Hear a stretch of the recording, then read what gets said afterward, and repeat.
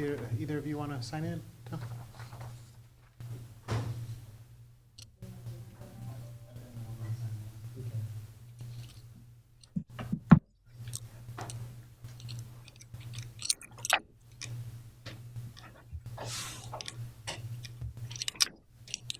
Ready?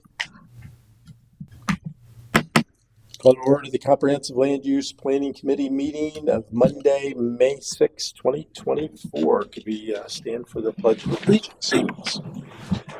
Pledge allegiance to the flag of the United States of America and to the republic for which it stands, one nation, under God, indivisible, with liberty and justice for all.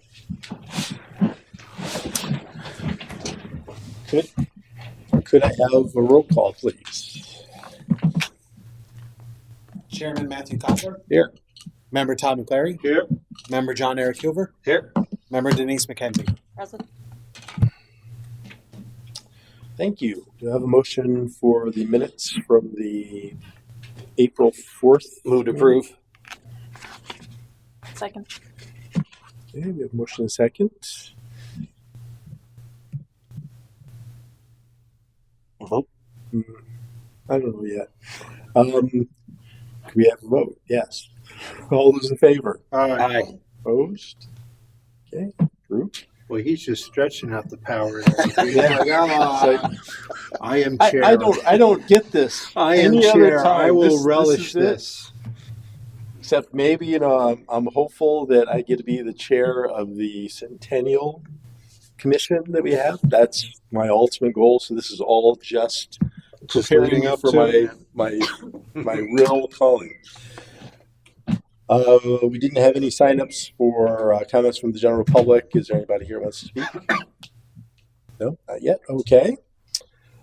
Comments from city manager and committee members. I have no comments. Start with you. I have none as well. None? I'm not. Oh, we're just speeding along.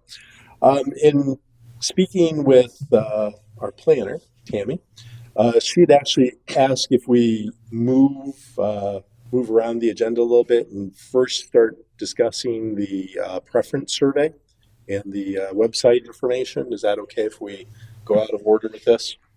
Sure. Okay. Tammy. Okay, I'm trying to find my other document, but I'm ready. Okay, so you're looking at the survey, correct? Is that the first thing you have up? That's what's in front of them. Why don't we talk Yeah. about the preference Yeah. survey first? So what's in front of you is what Benoit Paniker and his planners put together.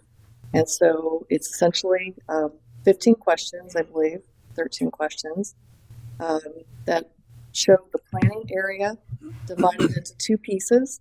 There'd be that which would be the waterfront and then the US 19 corridor. So those are kind of like the two pieces to orient the public, the respondents.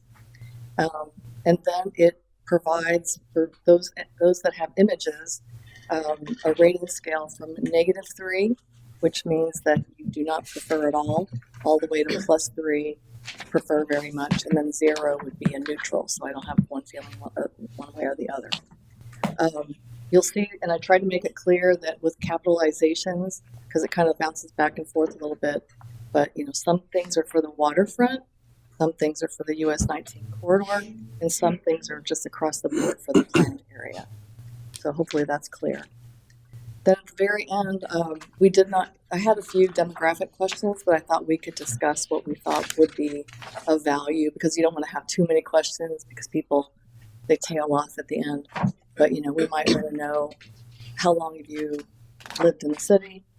Might want to know how often you go to the waterfront district, or, we could ask for age. That might be important too. We could ask for zip code, but maybe just 3 or 4 questions. So be thinking about what you might want to know about who's responding to your survey. Will we have a question to validate whether they're city residents? Yeah, that's what I was thinking. You could say, you could provide a zip code. Does that work for you No, guys? no. Not at Even all. the city wouldn't narrow it down. Really need an address. Because there's parts of the north that are not, sorry. And actually, we have You some could Newport say- Richie addresses that are in the city know, as well. I think I have an example that I brought up before, but it was like I live in the city. I don't live in the city. A lot of people don't even know if they Yeah. live in the city. Well, I mean, at some point we're just going to have to. Well, I mean, again, here, I'm going to bring it up. the easiest answer I see, or the one that gets, I guess, most of it, is what street do you live on? Oh, we You're going talked to have some overlap with Grand or something like that, but at least it's going to get you close within a hand grenade of where they live. I think it's probably too much to ask for your number, your house number, and your street. But at least then, if we say the street, Then narrow it down. yeah, you'll get close. The Grand is the one that I think is probably going to be the big one that'll throw Washington people. Grand. Would, Yeah, those two will probably be the ones that throw it off most. But at least then you're going to get close to where you are. So I think the one I had before, which I don't know if I can bring it up quickly or not, it was kind of getting at, and then, granted, if you live in the city, you may not know, but one thing was I work in the waterfront area, waterfront district. I used to work or have a business in the waterfront district. I'm a visitor. I just visit, so it's kind of like this whole line of, because you may have people who are residents, but you have a lot of other people who are business owners or they're employees in the area, or just like this whole catch-all that how important is that you want it to be that the residential aspect is known. I mean, I just thought of, is this going to be an online survey? On the online survey, since what we could do have for the street selection, actually make it a drop down, so they have to input what street they are, and then you can put Washington from 0 to 1,000. I don't know what the break off is. House number 0 to 1,000 Washington Street, and everything else is other. And then if it's another, they're probably either a non-resident or they work in waterfront. But either way, they're a non-resident, and that's maybe the easiest way to define who's a resident, who's not a resident, because they'll say, well, I'm not Washington from 0 to 1,000, I'm Washington 1,100. Hopefully they'll put other then. how many streets? You're the expert on that one. 50? At least off the top of my head, in the realm of 50, I would say 50. Washington, Grand Boulevard, probably Linden Drive. Well, We're gonna have some streets that overlap with ag residents that would be Fort Ritchie versus us. But I can get you a short list. I mean, even if we get close with it, even if they pick Washington and they're slightly over the border, it's not going to be the end of the world. In my opinion.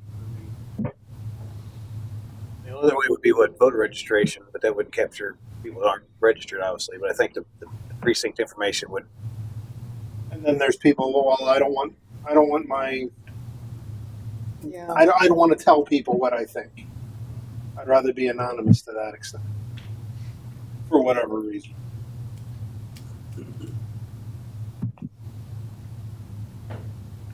So it's important to know if the respondent is a resident or not. What about business owner, property owner? Business owners, sure. We could have, if you say you were a resident, maybe then it drops down and says, what, maybe there's like and then you could also check if you're a resident or a business, and then you don't have to worry about that drop down. We'll see if that's key. Well, yeah, if you drop down the street and then you do the range or whatever, you own property in this area. I mean, it doesn't necessarily have to be a resident if they own property. I think they should have a say, whether it be a business or otherwise. Well, I would think you'd want to do resident drop down, business thing drop down, because again, you could have businesses that don't know they're in or out of Right. the city as well. So, But that address, like Catches, for instance, Yeah. they know their address. They're in the city. yeah, but they would put whatever street they're on Right. at that point, and then I would click in, so so they put business and then Cody River or whatever street they're on. Is it important that you know? So if you said if you're a resident or like a city resident or city business, to have those grouped together so they're pulling from the same, or do you want to distinguish or just differentiate? I mean, it's a data point that we could look at. These were business responses. Yeah. These were resident responses. So Okay. if you can collect it, Okay. And then as far as property owner, maybe we're catching that with the residents and the businesses, and there might be a few just landowners, but maybe that's not as significant to really drill down into. if somebody could qualify all three, maybe you could multiple select that one. I'm a property owner. I'm a business owner. I'm a resident. Right. But you just want to like minimize the amount of checking that they're having to do, and we'll do this at the end, but they're going to be doing a lot of looking and evaluating and reading, and so we don't want to like exhaust them to the point where they don't even answer at the end. So that's also a tension or a balance that you have to strike. And how are you preventing multiple surveys of the same person? I mean, I think that we could probably check a box that says it can only be one URL, but then you run the risk of what if it's Phone number, maybe collect a phone number. Well, then it's private data. yeah, you want to Only if it's attached to a name. Well, You can- if you're doing the one I URL, think the survey you can pick probably up the catch URL, it. the internet address, but you don't want to have it to where, say, if they're going to the library or there's more than one Right. Or person they in use the their phone. I household. mean, there's Typically, it doesn't really. I mean, you don't really see that people kind of pile on a lot in these sort of surveys. But I mean, you know. I mean, I would think of, correct me if I'm wrong, if you just give your phone number, that in and of itself is not identifiable. it is identifiable because they can just. Reverse lookup, like, you mean? I do it all the time. Who's calling me? I find out who's calling me. But if you make it to where it's not anonymous, some people are just not going to participate because they don't want they may want to have private views about development. Well, and you don't want somebody that goes in there and does it 1,000 times to skew the results either. So, Yeah, and I'll check to see. There might be something that you could actually see if it's the same. It's not called a URL. It's called like your internet identification number, your computer. Yeah, the only downside is if I do it and then my wife comes in and does it, and we both Yeah, use but the if- same computer. Right, But if you did it 50 times. Oh well, you know, yeah, we you'll stop the 50 times. So I think what we would do is we would just look at all the responses to make sure that there wasn't like something that was repeated more than a few times. what about a registration where you have an ID and Any level of friction that you add, I know when I get things and I have to go to, I'm busy. I just let it go. Like, well, I guess they really don't well, want you that. create multiple IDs anyway, so that wouldn't help, I guess. So, Yeah. They typically say, like for the people who do a lot of these surveys, that the idea is just to get a lot of surveys, not from the same person, of course, but just to get a lot, and that that helps to make sure that you have a good representation from the community, and then I think you can check for those anomalies where 50 responses came from the same computer. I think that's easy to check. Right. Anything else that you want to know about the folks besides their relationship? Maybe their relationship to the city, but anything relationship to the waterfront area? Or maybe that's not really. No. The waterfront is essentially a business district. Everybody in the city is equally distant from the waterfront, more or less.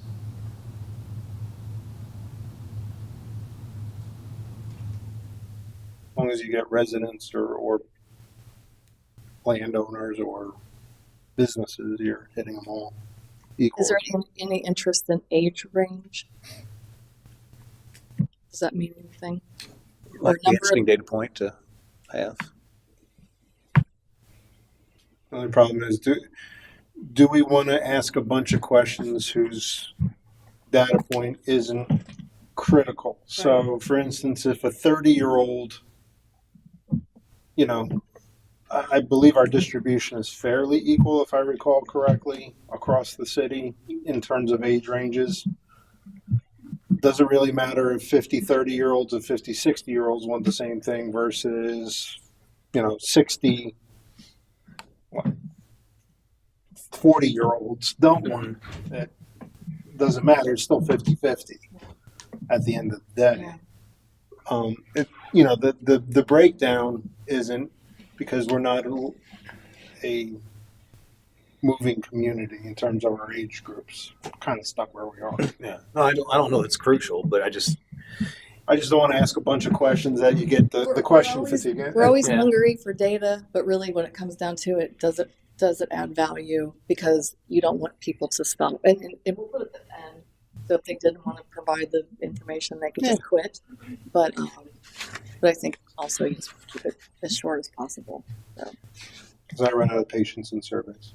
After like 5 questions, I'm done. yeah, when they get too long, I'm like, just I would think if the person's going in to take the survey, they would expect to have a little bit of. No, I'll go in and then I run out of patience.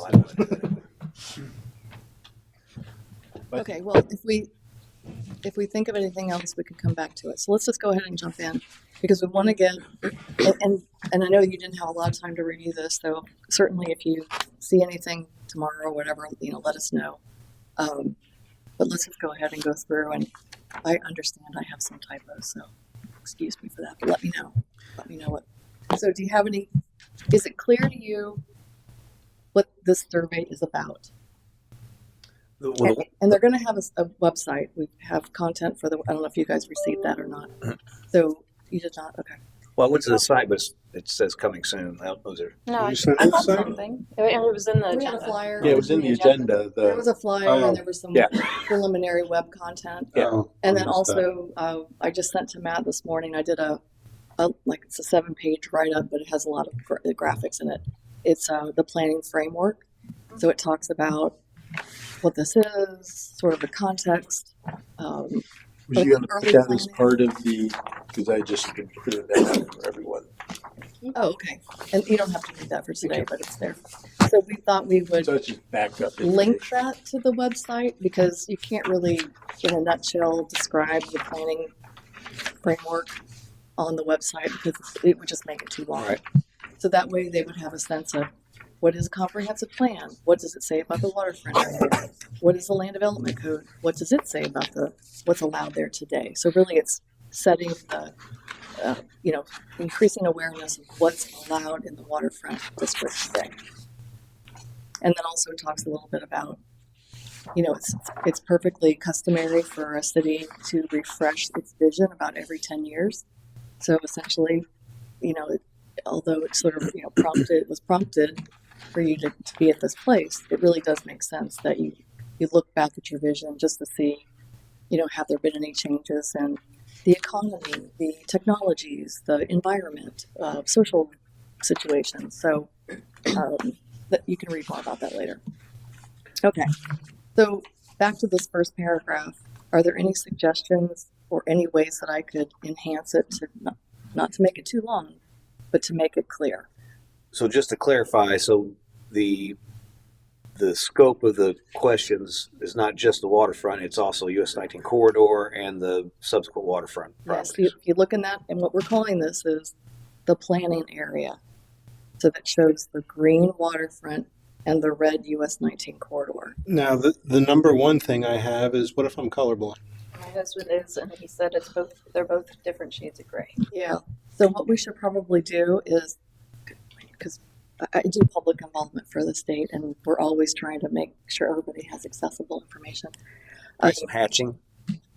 We could probably do. They say that if you make, print it in black and white, you can maybe see if there's enough gradation in the gray.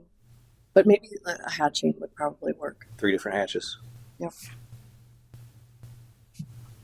Yeah, and actually, to that point, looking at this right off the bat, I actually thought there was 3 sections to this because of the green behind the park.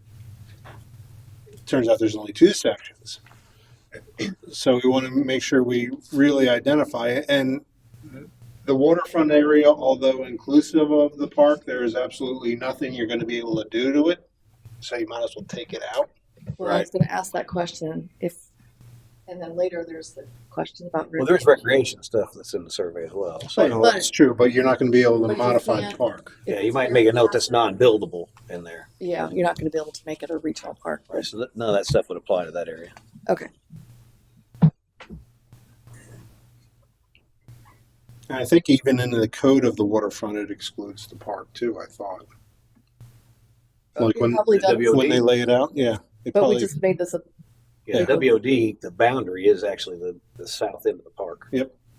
right. So this is a broadening of this planning area. So, but you're never going to be able to include the waterfront. but I'm saying we should take it out. Oh, I yeah, thought the okay. exact same thing, but so I'm going to ask that be removed.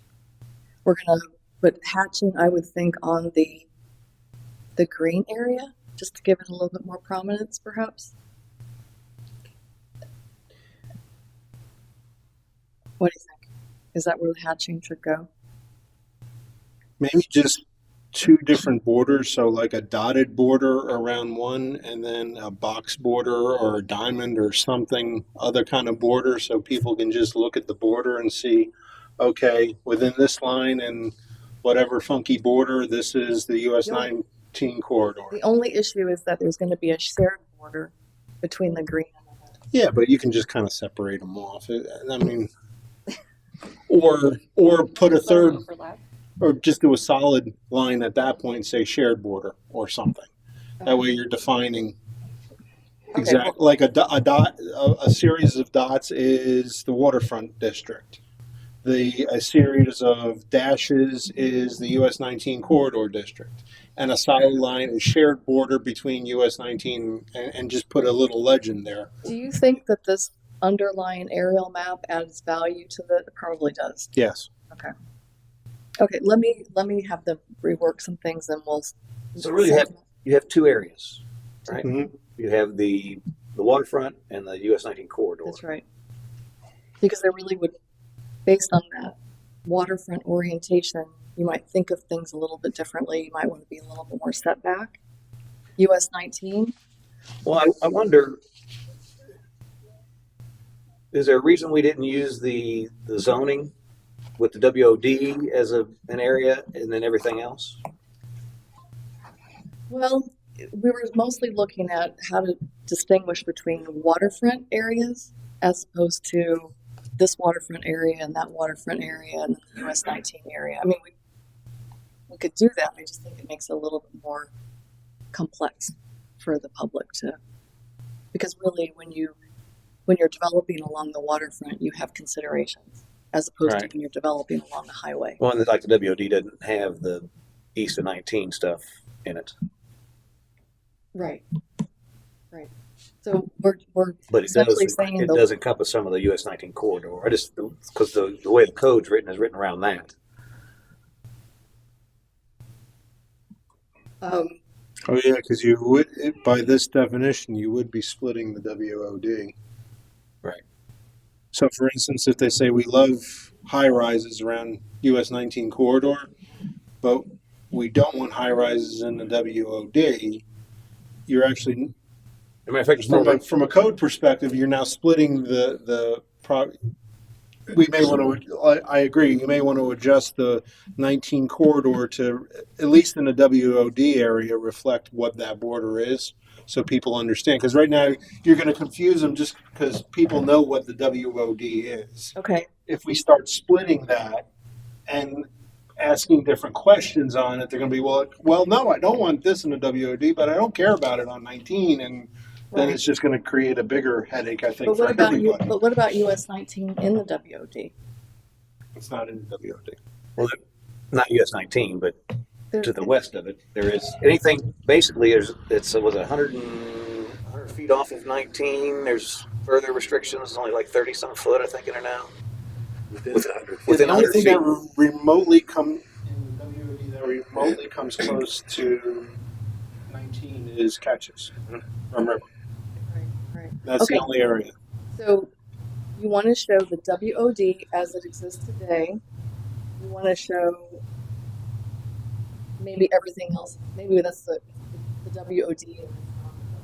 But but there's that area that's to the east of the river, along the river, that you probably want to have a different Yeah, TDU. I would probably maybe Three. have three, have a WOD, have other waterfront, and then What about your What about if we keep the waterfront as it is? Although you're saying that the US 19 should be pulled down. Yeah, I mean, maybe we can say waterfront to include all of that area is just fix the border of the WOD versus Yeah, so what if we 19. showed the border of the WOD? We have it included in this waterfront over to the east, and then there's the US 19. Yeah, But we have to that's- make sure that whatever's in the WOD, well, that's the thing. You got 100 feet from US 19 is excluded from the WOD. It's a different set of rules within 100 feet of 19 Oh, in the WOD. that's fine. Yeah, but it's still within the Still within WOD. Yeah, you can That's think of the WOD essentially goes to Route 19. But if someone was trying to put up a high rise in the WOD, they wouldn't be able to put up a high rise within 30 feet of US 19 Okay, because so- you fall under state law. So I would But that's well out of your control. So anyway. I would suggest this is that we keep this delineation the way it is, but we superimpose the WOD on this. Yeah, just take WOD in its entirety and make that waterfront. So you would adjust this 19 corridor red or whatever hatching you would use, and you would have a line that would basically go along, I guess, the west side of the bridge or west side of 19 there, and then the rest of the waterfront would still be this green area you have. But it's waterfront, but the There WOD are would be. pieces, there's the US 19 corridor that's in the WOD. I don't think we should split up the WOD because it's an entity, right? No, don't split WOD. So show the whole Include WOD as a waterfront. right there, and then we can say these are the waterfront areas because that still relates to the survey because we don't want to have too much then, but we can actually look at context. So that's what we're asking for. It's not necessarily for you to say, this is what we have today, tell us what we should have. This is saying, look forward. Can I borrow your pen for a second? We're looking at this area fresh, recognizing that there's Is everyone in agreement that we should just take the line and do Make that? that green. Yeah, pretty much. Yeah. Show me. Take the line and do that, and make this part of waterfront overlay. This on This- But what That about one the I go there. treatment of this US 19? Because people may think, That's the US 19 corridor, because the WOD actually kind of runs right just like that. oh, but we can keep the colors. Yeah, keep the pattern, whatever we agree. But this basically turns into waterfront Yes, or waterfront. WOD. Okay, so we're going to have waterfront, we're going to have US 19, and we're going to have the WOD. No, just waterfront. How'd you draw that line? Let me see again. Because the questions relate to the waterfront and the US 19 Basically corridor square because they off the really goalpost. No, it actually goes. I think it goes. intensity levels that you like want to that. put on US 19 versus the Oh, waterfront. the marathon's Marathon, included. yeah, because there's Hess gas station. Okay, yeah. So he's more right. So let me just back up a little bit. So the survey is oriented to a particular context. It's either a highway context or a waterfront context. If we take that chunk out that's in the WOD, then we're not going to be looking at that US 19 corridor as something unique. But what we're telling you is the people know that where the boundaries of the waterfront is. Right. So I think what we can do is we can show this configuration, waterfront, US 19, but we can superimpose where the WOD is, just for information. But this survey is not recognizing your WOD. It talks about it in the backup information that it exists as a zoning district, but we're just looking at land and how its orientation is. It's oriented to the water or it's oriented to the highway. Then you're going to get mixed results because the people say, okay, I understand what the waterfront is, but if I highlight the answer for the waterfront may not be the answer for US 19, but I know the waterfront's right up against US 19. Okay. So for the questions then, we're going to have three scenarios. We're going to have WOD, US 19 outside the WOD, and the waterfront outside. And so then it means we're gonna. Yeah, it may. I mean, yeah. Let's go to the questions and see Sure. if it, this was kind of like just a way to kind of have people thinking about the land and the water as opposed to the zoning. And we understand they know the WOD boundaries, but this is more of like what's appropriate along our waterfront, what's appropriate along US 19, or what could be appropriate. What you have in the green, though, not all the property is waterfront property. No, it's not on the water, but it has more of a water orientation, I guess. But that's you had. I agreed with what you were saying. As long as properties were waterfront, I mean, I can see where I may look at those that are adjacent to the waterfront. Those properties that are on the water actually have waterfront property. Your argument, I can understand that, but when you start getting away from that, for instance, you get over on the east side of the highway where those properties Right. are not water adjacent. They're Okay, so we should probably do this. We should probably have areas A, B, and C. WOD, US 19 outside the WOD, and east of US 19. And that way we're not necessarily relating it to a particular physical context, but we're just demarcating areas on the map. So we'll have to have 3 sets of questions, at least relative to height. What do you think is appropriate for height in the WOD? What do you think? Although you've got US 19, people may be less concerned about height on US 19 than they are someplace else. So you're kind of really limiting your responses. The tolerance level will change probably along US 19 than it is in this waterfront area. I almost wonder, the city being as small as it is, and I almost wonder if it's even necessary to have more than one area. What do you think? Within the city of Port Richey, here's what. I mean, like the US 19 corridor gets the same treatment as the waterfront. Well, A, B. from a zoning perspective, it does, right? C3, C2, it doesn't really matter where it lies. Other than a WOD, there's a special set of restrictions on that commercial district right there. But every C3 property and everywhere else applies the same rules. It's just WOD narrows the focus a little bit. This is actually the feedback that informs that decision. So, for instance, on Grand, I think they're all C3s there. Most of them are C3s. The feedback actually starts informing that decision. Is C3 the right zoning for that? Does that acclimate to your master plan overall with the city, or should those actually be rezoned to a C2? Well, C2 is waterfront zoning. I'm making up numbers here, Okay. but do those actually get reinformed? So treating this whole as one big survey, you may not be getting the answers you want You're from not a getting master a plan. fine-grained response. Where people they may say US 19, that's probably appropriate. And also, if you think about tall buildings, it really blocks the noise. So it's like it could be quieter within your waterfront district at tall buildings. Right. But maybe the height of the buildings on the US 19 corridor wouldn't be the same thing as what you'd have in your waterfront area. And people also, again, people, if you were to say you were going to put up a 5-story building or 8-story building where Famous Tate's is, just using it as an example, you may get an entirely different tolerance than you were if you were going to put an 8-story building where, I'll use the most obvious example, where Guild Dogs is. Just people look at it differently. They look at it as, okay, 19, that's 19 completely, 100%, and they may have a different response, a different answer to that.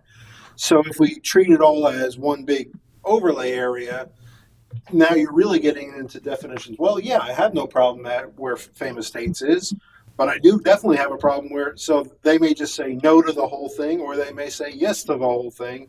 And then when you actually putting it up, they're like, well, wait a minute, I didn't want that. Well, Right, and I get what I'm saying, but based on the questions that we're asking within that context, we don't drill into those fine details. I mean, it's just multifamily housing, shopping, dining, hospitality. But later on, when you talk about height, we are talking about Yeah. US 19. I got a bunch of comments on this going through quickly, and I went to my resident survey expert too, so I could tell an engineer put this together. That was, No, they're planner. No, that's not an engineer. oh, it wasn't. No, like an architect and a planner. Yeah, I mean, by all means, I'm all for getting as granular in a date as possible, but keeping in mind that the people that are taking this maybe not are thinking that. I guess to give you an example, maybe there's a person that I don't want to see high rises at all. I don't care if it's a famous Tate's, if it's multifamily house. I don't want anything above X amount of feet or whatever. So they don't really care if it's a 19 corridor, if it's waterfront or whatever. So But then they have the You chance to won't say give no. them yeah, choice. as long as that's clearly defined, and it's like Yeah. I said, I mean, Well, I think there has to be a delineation in the areas because, you know, what Tammy is saying is that you will get people saying one thing about one area and some totally different about, you know, potentially something totally different about another area. I think the problem with how we look at it is that it's different than how residents, I think, look at it. So if you go to a resident and say, describe to me, we have a couple of them, not you. What are the boundaries of the waterfront? Oh, you were asking? Yeah, it's a Joe question. might know, he's on the planning and zoning board. District or the waterfront? The water Okay. extends from where the water is at the waterfront all the way to 19. So would you? West side of it. Yeah, so I was going to ask, do you consider the east side as any of that waterfront? Only when you're talking about It being, east-west, or north, I guess it'd be north-south, distance in that. And like I said, because of the river cuts down through there. So you have to consider that portion, and you make a move 200 yards back from there before you consider not the waterfront. I mean, I don't think we're bad with the three sections, to be honest with you. No, I think that's fine. Yeah, the waterfront overlay district, get that in its entirety. Mhm. I'll call it the south side waterfront, which is kind of what you described from the picture here. I know you don't have the benefit of seeing it, but but they have it. oh, they do have it. Oh, Yeah. look at you. Okay, well then we have other areas. Right. I like that. And I think you just need to separate it out in some way so when you ask the question, we can get something out of it. I mean, without it, we don't really know what they're saying. That they may like tall buildings, but they don't tell us where. You know, my inclination is to call it, well, we could give it a label, or you could call it A, B, C, but then that doesn't really give it. Some people are Just do the waterfront overlay district, other waterfront, US 19 corridor. That's it. okay. So WOD, US 19, but not the WOD. Well, that would be shown on the map. Yeah, US 19 non-waterfront. Yeah, you could name it US 19 corridor and just delineate it on the map, or just to name it area along US 19. But it's, There is area along 19 within the WOD. I know that's But where. I mean, unless you want to call out a fourth area, but I don't. I just think Well, what this is attempting to do is to look at your waterfront areas that are not designated, just waterfront, tend to be, or at least that's what we're calling it. And then we've got this US. Actually, it's everything but the US 19. Here's a way: take the two borders and just run them on either side of 19, and then call the rest of the red area US 19 corridor, and make that the little red part too. And then that kind of So we won't necessarily, and that's fine. We don't necessarily have to run along property lines. yeah. We can just say generally a certain distance, and then we can have this green area over here. Well, not green, but the hatched area over here, the US 19 corridor. And I would also think that you'd probably branch out a little bit to the east, up to the north, like where Grand Boulevard and Yeah, but I would take everything along the US 19 corridor as one okay. spot, because really, all of that property, I mean, you got acres and acres. I mean, you got 5 acres further to the north that is developable. Yeah. And that's along the US 19 corridor. You have several vacant lots on both sides within the city. So, I mean, this US 19 corridor actually stops halfway through the city. It goes for another almost double. I know you got to stop somewhere. Well, We could. but We stopped well within the city limits. I mean, you can go all in this particular graphic. You can go all the way to the top. That's us. they really kind of left a lot of the US 19 corridor out of it if we're trying to get data on the US 19 corridor. What do we want to do there? Because I know of 5 acres. Okay, so what is that? Does that mean I can put does that mean citizens want to put high rises in that 5 acres, or do they want that to be multifamily? There's a Or- huge parcel right there by the Walmart. Okay, so I'm game. Do we Well, want that's to? R3, but that can't. Can somebody- necessarily- Well, that's going to be multifamily housing. Yeah, it could be multifamily. Can somebody just like sketch that out roughly as to what you're talking about, just to make sure I am clear on where the US 19 corridor is, because I have a sense of where the waterfront west is and the waterfront east, but where do you want that corridor to extend? Because there's really not a lot of You would really, I guess, just do this. space to the east. I would just kind of go, How many feet on either side of the center I'm line? trying to get a. I mean, it has to be a buildable lot area. Yeah, I'm just trying to get a grasp of what you have now in the diagonals, and I was almost saying chase the diagonals up on either side. Where you have the red, Mm-hmm. just kind of chase the diagonals up. But what about down? Keep that green. The city border largely stops for all intents and purposes. As far as 19 is concerned, it stops at the bridge. I know right now we have that area that's green. So should we also be looking at the catches as more waterfront? So I see where they did that. So let's keep those east and west areas that are there now. We'll cut them in half. And then everything that's US 19 corridor that's red, we'll go ahead and carry that up to the Yeah, city just kind of limits. carry it up diagonally, chasing US 19. Okay, I'm gonna have this map done and we're gonna send it back to you guys and just have you chime in. If that's okay. Make sure we get it right. Again, this is high-level master planning, so it's not. But at some point, it needs to land on the ground. Well, if you have this map, what's this map done in?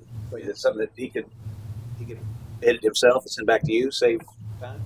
I suppose No, go back he's forward. drawing right now. He's almost got it done. If you drew a map, you could just replicate it. So it's just lines. I mean, if you look at it, it's really you go along Cormel, Cormel, pretty much. up to Miles Boulevard. I mean, it doesn't it should be matter, Miles really. Boulevard across. You got Yeah. it. Cool. You wanna Yeah, save it like for that. me? And did you put the WOD line in there?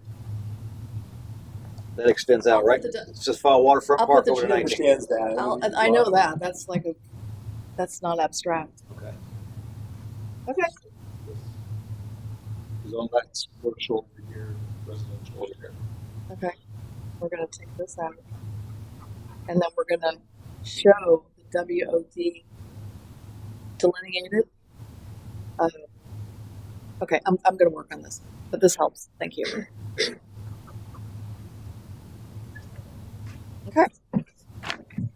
Because you will get different responses for each of these zones. from Yeah, people. I and that's- guarantee you. And that is the important thing. So later on, when you're developing what your regulating plan is going to be for this overall area, and you're going to probably pick apart your zoning and maybe make something that's very specific to this area, maybe even the US 19 corridor.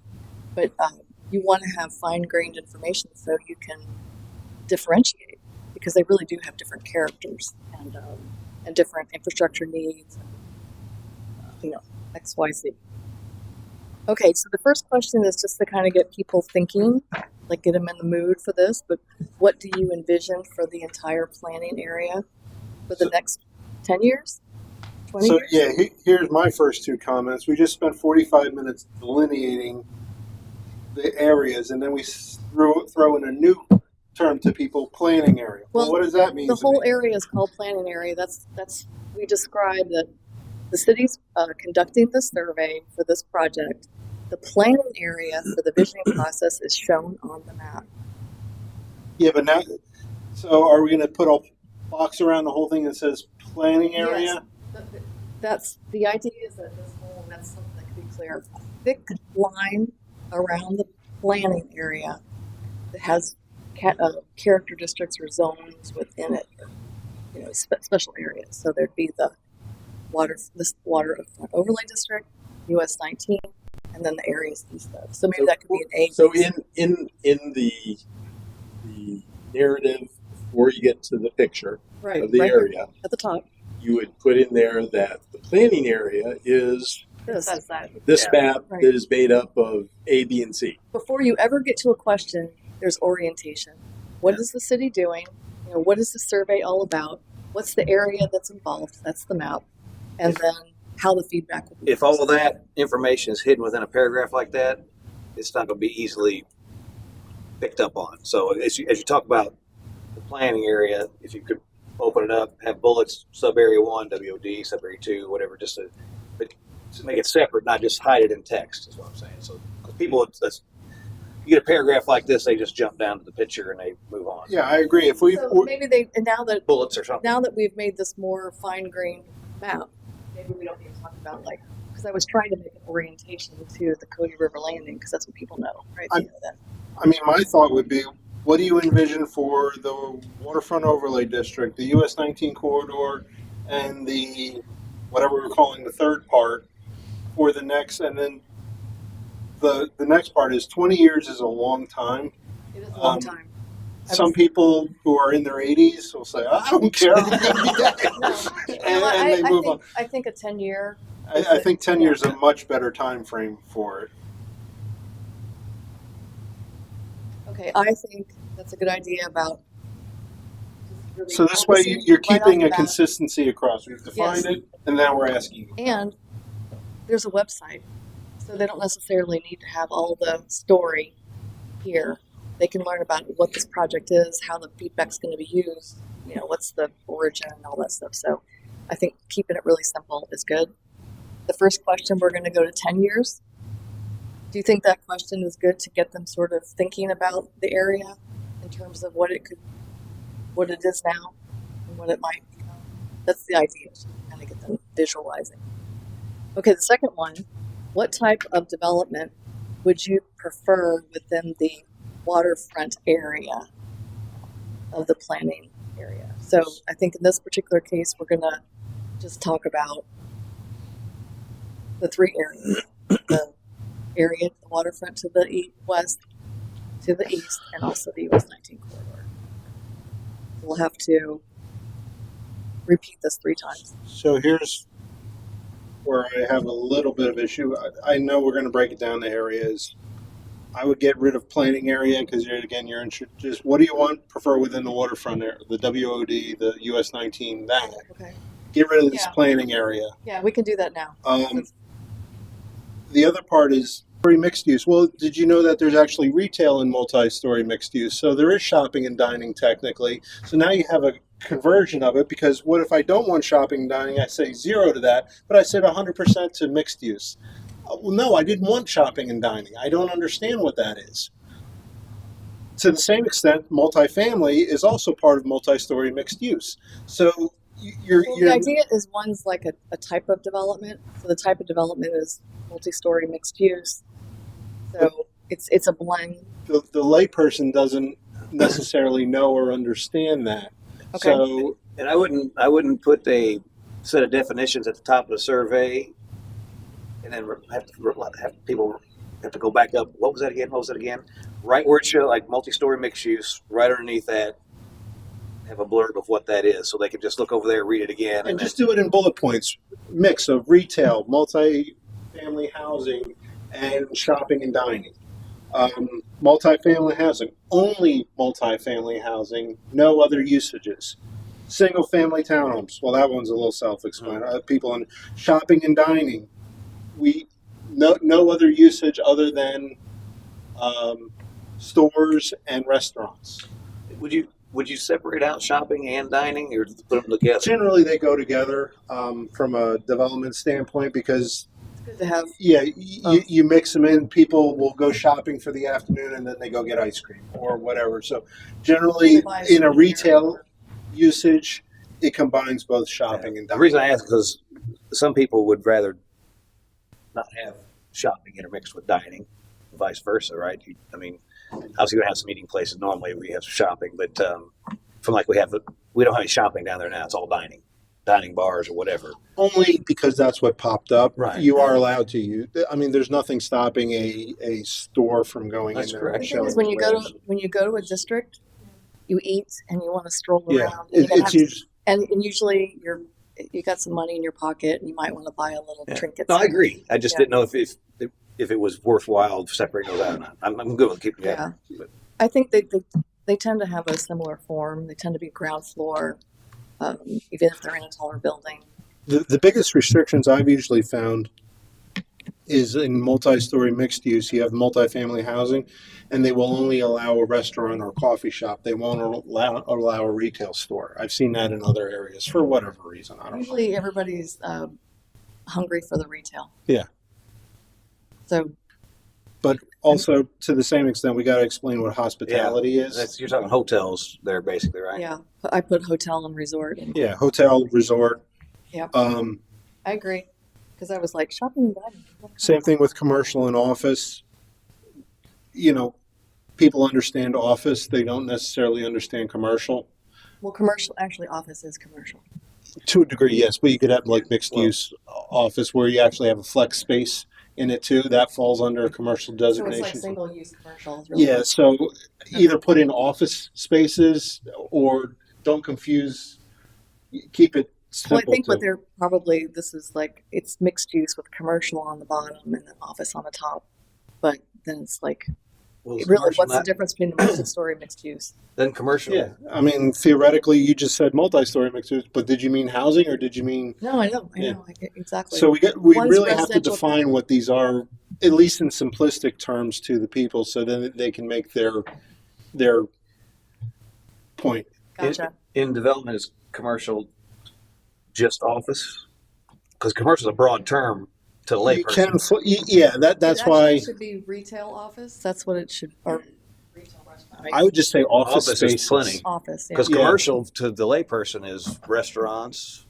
Well, and typically in an office building, first floor is like restaurants or at least a cafe or something that's downstairs to serve. But I think what we're getting at here is office. Do we want office space allowable Yeah. in the various areas? Like people, I don't think will care if office space is on the US 19 corridor. Okay, fine. Because office can be part of mixed use as well. Right? Yes, it can. Yeah. That's why the multi-story mixed use, you got to be very Really, careful with what that you're one. saying is the question here is office. Is office appropriate? And if you get into mixed use, that's just all. Yeah. Office. But is there a tolerance for office? And just is that correct? Multi-story, spelled with an E like that? No, it's not. Okay. I mean, that must be. Maybe it's European or something. Yeah, that's what I was thinking. It's on my list. So I have a question. So, You want to come podium? sorry, You got to do the whole thing. the whole thing be official. Cynthia Malin, 5446 Blue Point Drive. On the multi-story mixed use, one of the things that I saw that it's really becoming popular is besides a store and, different places, a restaurant, they also have family homes, but they also have hotel rooms. And so the building is half and half to keep ongoing income as it comes in. So that's something else you may want to put in your definition. No, it's actually a split use. So what I've built two of them. Yeah. What it is half the building is a boutique hotel. Right. And then the other half of the building is actually a full, usually higher end condo. Right. Benefit is for the condo users, they get to use the hotel facilities, pool. Concierge type services and different things. Yeah. And then the hotel usually serves as 100 some odd room full hotel. And then, so you have high-end condos, which is very desirable. And then you have the hotel, boutique hotel. And then they usually have whatever for their services. So that's technically multi-story mixed use. It is, or do you define it between the two separates? One's very specific to shops and restaurants and homes, condos, or do you define it between adding the hotel portion too? Yeah, Question. I'm just asking because I know that's very popular. Well, what are we trying to get to with this question? So it's the development type. So should it be more oriented to the structure type, like what it houses? Because mixed use can be any variety of residential, commercial, office, So it has any two uses, it's multi-mixed use, right? I mean, it's fine getting to these. I mean, my guess is if someone rates multi-story mixed use high, they're probably going to rate multifamily high and shopping, dining, hospitality, and maybe or maybe not office, but and maybe put multi-story mixed use on the bottom. That way, you're starting to get people acclimated to it. So, okay, do you want multifamily housing? Yes or no? Yes, yeah. Or do I want? And then basically, the last one is: do you want multi-story mixed use, which is all of the above usages? Yep. And are you okay with all of them together in this? Mm-hmm. Now, what about the recreational option? It's a development type. I don't know if well, I guess it could be a development type. It can be, but to a degree, I don't even know what that means. What does recreation mean? Does it mean I'm allowing RV parks, or does it mean saying there's Like marinas. or what does recreation mean? Well, does that mean marina? That's maybe what this is getting at, because a private recreational opportunity would probably be on the waterfront, at least on the waterfront, could be indoor recreation. But I think what this is trying to do is what you're saying. It's almost like it's a building type with Or a use. recreation is also Disney World. Recreation, public space, maybe make it both.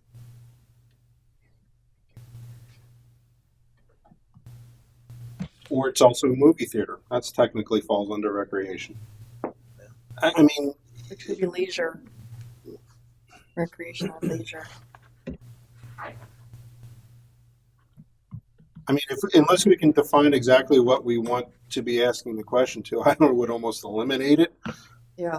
Because you're going to create confusion to it. Because your idea of recreation is going to be different than your idea of recreation is going to be different than his idea of recreation, unless you specifically design what do I So mean of essentially, recreation. it's what type of development, and I think that this is a recreational type of development, which probably wouldn't be a passive park, but I guess that could be, argued. Well, But I may say, yeah, recreation, passive park, I love it. Click.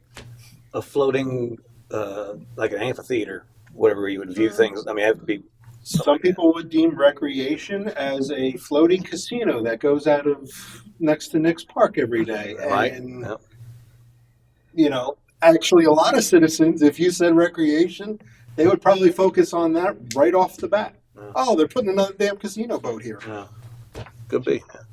I think this is almost what type of uses do you want to see in the area? Because the next one is the US 19 corridor refers to recreational facility, which shows indoor like a gym. Mm-hmm. But I think it's presenting, it's broad, it's recreation. When you go to the waterfront district, do you want to have recreational opportunities? But a recreational facility technically falls under retail. Well, it could. But thinking, people aren't thinking that way. They're not really thinking that way. You might be classified for development purposes under. And they don't have retail in the US 19. Oh, shopping, dining, there it is. And the buildings are a little different. They're a little more intense on US 19. See that? A little more highway oriented. The other problem I have, I did use my survey expert, and you never want to go left to right on a survey. You always want to go top to bottom. People read left to right. What do you mean left to right? So you have -3 to +3. They've actually gotten better response if you stack them vertically and label each one. So it's like -3, strongly against, -2, somewhat against, So 0. I don't know what this looks like in SurveyMonkey. This is like our version of Oh, it, okay. but I'll put that we Yeah, put they vertical. do like vertical. I know that. They So they Likert respond scale. differently to And it. maybe that's what it comes down to. On Really, that's SurveyMonkey. interesting. I would not think that. My expert is my wife. She has 2 PhDs. She's certified to do goodness. tests on I believe it. That's just weird. and on that you would- human subjects. And that's who I was talking to when I came in here. I'm like, well, what do you think of this? And she's like, well, you got to do this and that and the other thing and blah, No, blah, blah. there's definite science to it as well. Okay, so we're gonna make sure those are vertical and not horizontal. Yeah, it's vertical, and label each one because people seem to always forget that the -3 to the +3 in terms of gradient. So Yeah. they say you get a much better response if you put strongly against, somewhat against, neutral, Yeah, I would agree with strongly that. So for. that's what I was thinking of because I don't know what the SurveyMonkey interface is. We did this last year for Hillsborough County for a greenways master plan. We had different types of trails. We used the numeric, but I think you could also later on we could convert those responses if it's very much this like or very much like. We could actually assign Yeah, a weight to on them, the back end. and we could be able to come up with some sort of a numeric Yeah. indicator. Yeah. Yeah, well, she actually said that. She goes, then you go back and strongly against it gets weighted 0 and strongly for it gets rated 5, and then you just calculate it out, and Yes. then you have your average. Yeah, I like the words much better than the. Can I also suggest that you use the same pictures from one question to the next? Because like I might like the way this one looks up here, but not.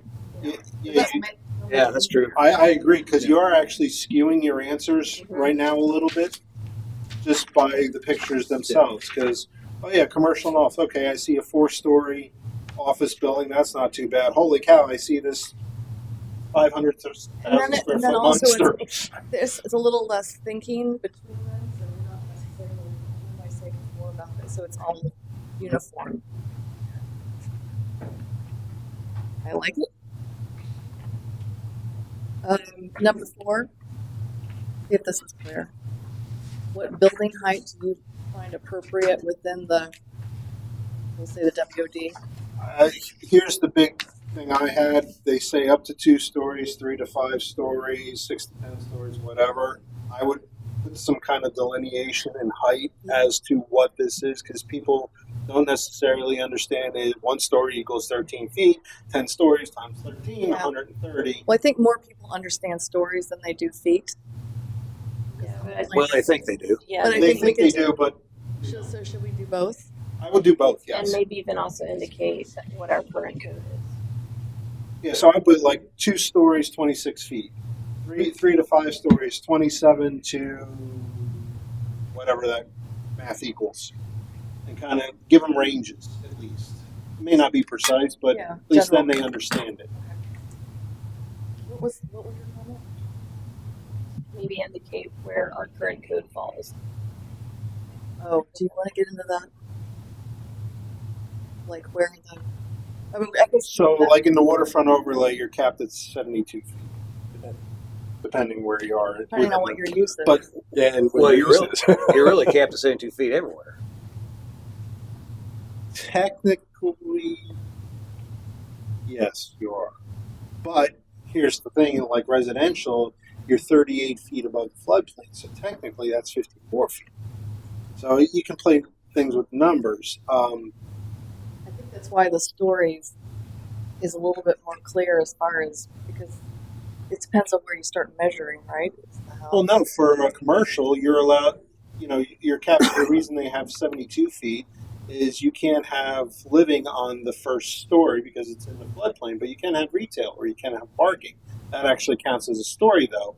Right. So, like, problem the current discussion is that everyone's thinking, well, it's 3 stories of development that's occurring. Well, no, technically the first one may be cut out because of parking. So is that 2 stories or is that 3 stories? So that's why you get the mixture of feet and stories. At that point, people can understand, well, I know what 30 feet is, kind of, Yeah, what that feels like. and goes from there. And sometimes your stories, they're different. And some stories are 15 feet Yeah. floor to floor. You know, and sometimes stories are 10 feet floor to Yeah. floor.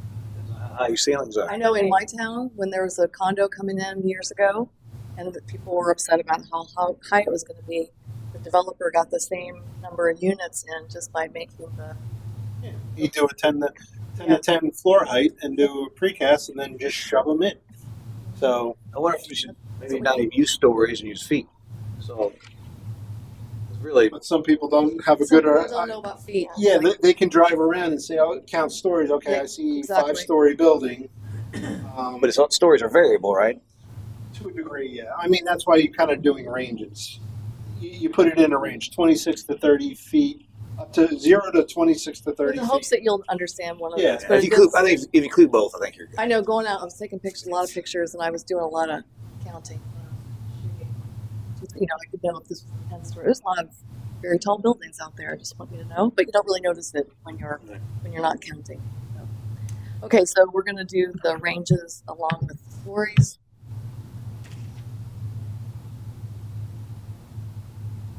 And then we're going to actually have this 3 times because we're going to have the 3 areas.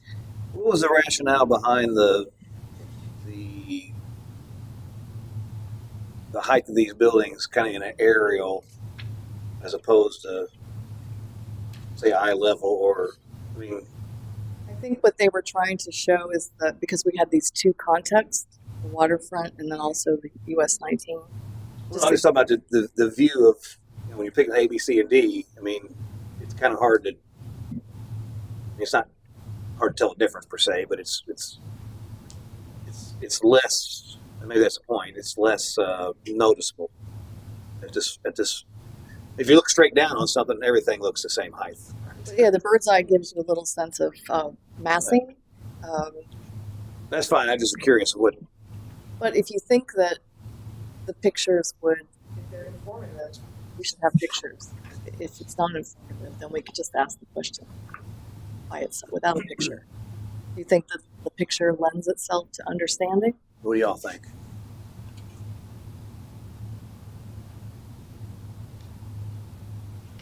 I mean, does it? I just happen to notice that on question 5, they actually have it as US 19 corridor, but if you look at the map, it's in the waterfront overlay. You want to fix that one part. I think that piece actually no. It's the It's on other the other side. side. It's in the waterfront district. It's part of the what would be where the former nightclub was. Is where they're delineating those tall buildings. I almost wonder if it wouldn't be better to have 4 pictures of actual buildings From around the as opposed to looking at gray boxes that, you know, Yeah, because you can have very attractive tall buildings and you have very ugly tall buildings. Well, we could use the same picture from up above, maybe, or we certainly have a lot of variety, so maybe we do and just show pictures. Yeah, I agree. I almost think that this, to me, looks at like, is that what they're going to build? Yeah, and that was my thing. I would rather give them a mass of it than try and tell them where it is, because then people are going to say, well, look, they're putting a 10-story building right Yeah. where Gill Dogs is. And Yeah. then that's going to be, almost maybe highlight the area we're talking about, but then just give them representative buildings so they understand what a 10-story building looks like, and don't put one necessarily on the other. Did you see the density thing? Okay. The website. Yeah. So Consider that, I was thinking that maybe that might be a good tool. that density link. Because that was actually eye opening. No, those are really it was a nice graphic, and I just wonder.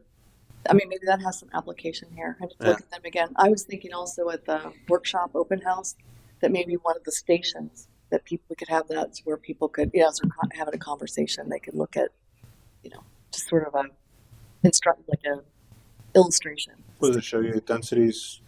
Yeah. So what type of buildings and what the density was for those buildings? Really, just if you could send it out to the board or the committee. I'll take a look at those again to see if that might work for these questions. It was a nice graphic. I did share it around. Yeah, and it was what really was astounding to me is that what the amount of densities you had in some of these buildings. So, I mean, so we talk about density levels. It really isn't as bad as you think from a footprint perspective. Depends on how you go. It just depends. Right. Exactly. It depends on what your footprint is, and how much you spread it across. I can make it. People. World Trade Center was super dense, Right. and it had a one block footprint. Yeah. That's all it is. Okay. And that may be a good way to integrate it into question 6, since you're talking about taller, smaller buildings with more open space. That may be your opportunity to talk about densities. Kind of found that the density, because it's so variable, and maybe that's where we use these graphics from that website. Although I don't know if they have a variation of, do you want a tall building that uses up a quarter of the prop? I don't think there's that variation. No, it really just talked about density levels, and then they showed a building that was in that range. And of course, it may have been a bigger footprint. It's been a while since I looked at it. But. Part of my problem with item 6, though, is, The private and inclusive. well, yeah, you're asking kind of different questions. Yeah.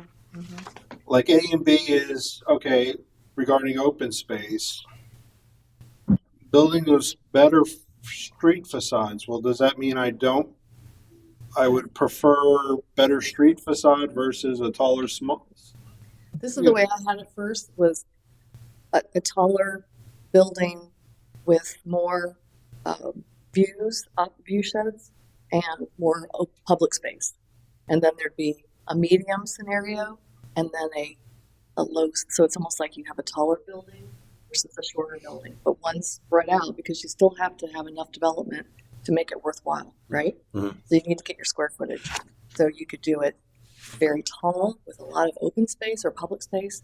It could be medium with a medium level, and then there's that squat one that pretty much is like a wall. You see it a lot of the waterfronts. Down by Bon Appetit, they've got that motel that kind of spreads out. Can't see anything behind it. Mm-hmm. So the taller building gives you more opportunity for view sheds. And then as you go down, you get less. Item C, is that supposed to be open space or response? It's supposed to be open space. Okay. I'm going to revise this back to the 3 scenarios just to make it apples to apples almost. Okay. And so you'll just do basically A, B, and C, eliminate E, because that's buildings that are private and exclusive. Right. And then maybe just that's a change, usage. and then just change the descriptions a little bit to, I know the city manager mentioned something about view sheds, view corridors, or, some configurations like you see on Clearwater Beach. They want to make sure that these are tall buildings that people are in so that they can actually see through to the beach. You want to maximize that as much as possible, so that resource is spread throughout the district. Okay, so number 7, and this may be the one that we get rid of. Yeah. Sorry, go for it. Oh, sorry. Why isn't this one broken out for the zones? Oh, in the rating scale. Number 6. Oh yeah, Why it is says it planning for area. the whole planning area not broken out? Because I think that could be different. I think it's just more of like maybe that is something that we have a differentiation. I think it was just more like generally, do you like tall buildings with lots of public space, or do you, because maybe on US 19 that's appropriate as well. Yeah. Like maybe I don't care about it on 19, but I do on the one. Right. Okay.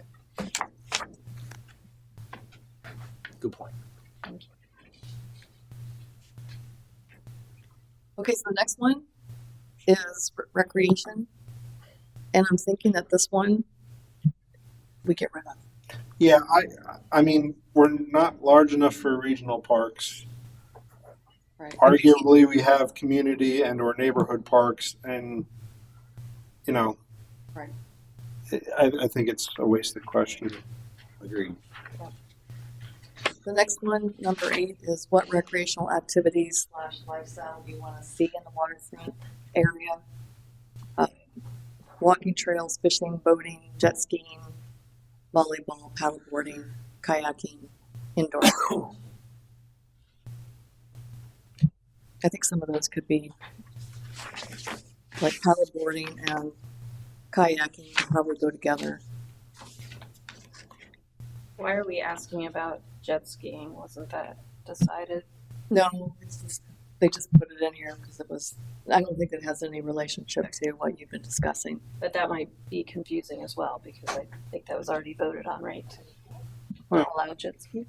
Well, it wasn't about jet skis per se. It No, I was know. about watercraft rentals. Right, but I think some people got No, you're got definitely right. hooked on the jet Mhm. skis. So.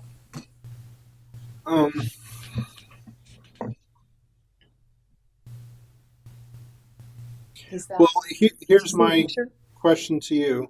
That's my dog. Let's say And the walking trail. That's my, sorry. let's say the city tomorrow said, I do not want fishing, boating, jet skiing, paddleboarding, or kayaking in the waterfront overlay district, meaning on the water. The state comes down and says, well, we don't care what you want. It's actually public Oh, he's state-owned waterways, and you have no ability to regulate that. So I is think this really This is a not necessarily, valuable this question? isn't a regulatory thing. I think this is just more of like a lifestyle offering sort of thing. So if we don't think that it's getting to anything that would inform a regulation, then maybe we're going to have Yeah. enough questions. I think we, I'm almost saying we pull the question because I agree. It's not it's, yeah, it's Well, not a regulatory. it's not something we can control, and it's you're going to get I want to do paddleboarding and kayaking. That's why I freaking moved to the coast. And those things you can do already. Yeah. It's there. I mean, Yeah, water. there's nothing. I mean, the only question that you may want to entice is, do you want indoor recreation within the waterfront overlay? I.e., do I want, in this case, racquetball and/or workout area? But is that really a? It's like a market-driven. Yeah, If someone sees a demand for that, they're going to put it in a It building. might be a nice gym to go up and run the treadmill looking out over the waterfront. yeah. I mean, Was but this, is this geared towards trying to define amenities that people want to see in the area? most of these they already have. Yeah. I guess to me, the amenities piece is kind of, again, related to the trade-offs you're willing to make for other things that, from a regulatory perspective, you're going to be doing. Is that, like the walking trails, and I wouldn't use that as walking trail because a walking trail in that area is going to be a boardwalk, right? I mean, we're not going to have this wooded, canopy walking trail, but Technically, you have a walking trail already in the park. right, yeah. Well, what if we had something that was more oriented to public space offerings? It could be boardwalk, walking trails, Pickleball. plazas. I mean, we could pick up some of the things that we showed earlier that could be more of the infrastructure amenities, things that the city would potentially either build or build through a public-private partnership. Well, maybe that kind of cues off of the previous question 6, buildings that retain access to the waterfront for public. Maybe that's a way to address that one. That's the way I have Yeah. them already. I did it. Okay, yeah. So then we get rid of the question 8 completely and just amend question 6 and make it a little more. And then the idea of these public amenities, of course, would be something that I've heard you all say you're interested in. You could, when you're reading through the website, you can see that this process is going to inform decisions about not only development, but public space, conservation, all the things that you think about in terms of like a whole holistic design. But I think what's really important to the community, because they do use it as it's a gathering place, it's a place where you hang out. They want to have those places, right? So I think that needs to be reinforced, but not necessarily in a separate question. Okay, the next one is 9. What street features? Make sure. So I'm not sure we decided on this, but I think there is value in not necessarily what recreation activities, lifestyle do you want, but of the amenities.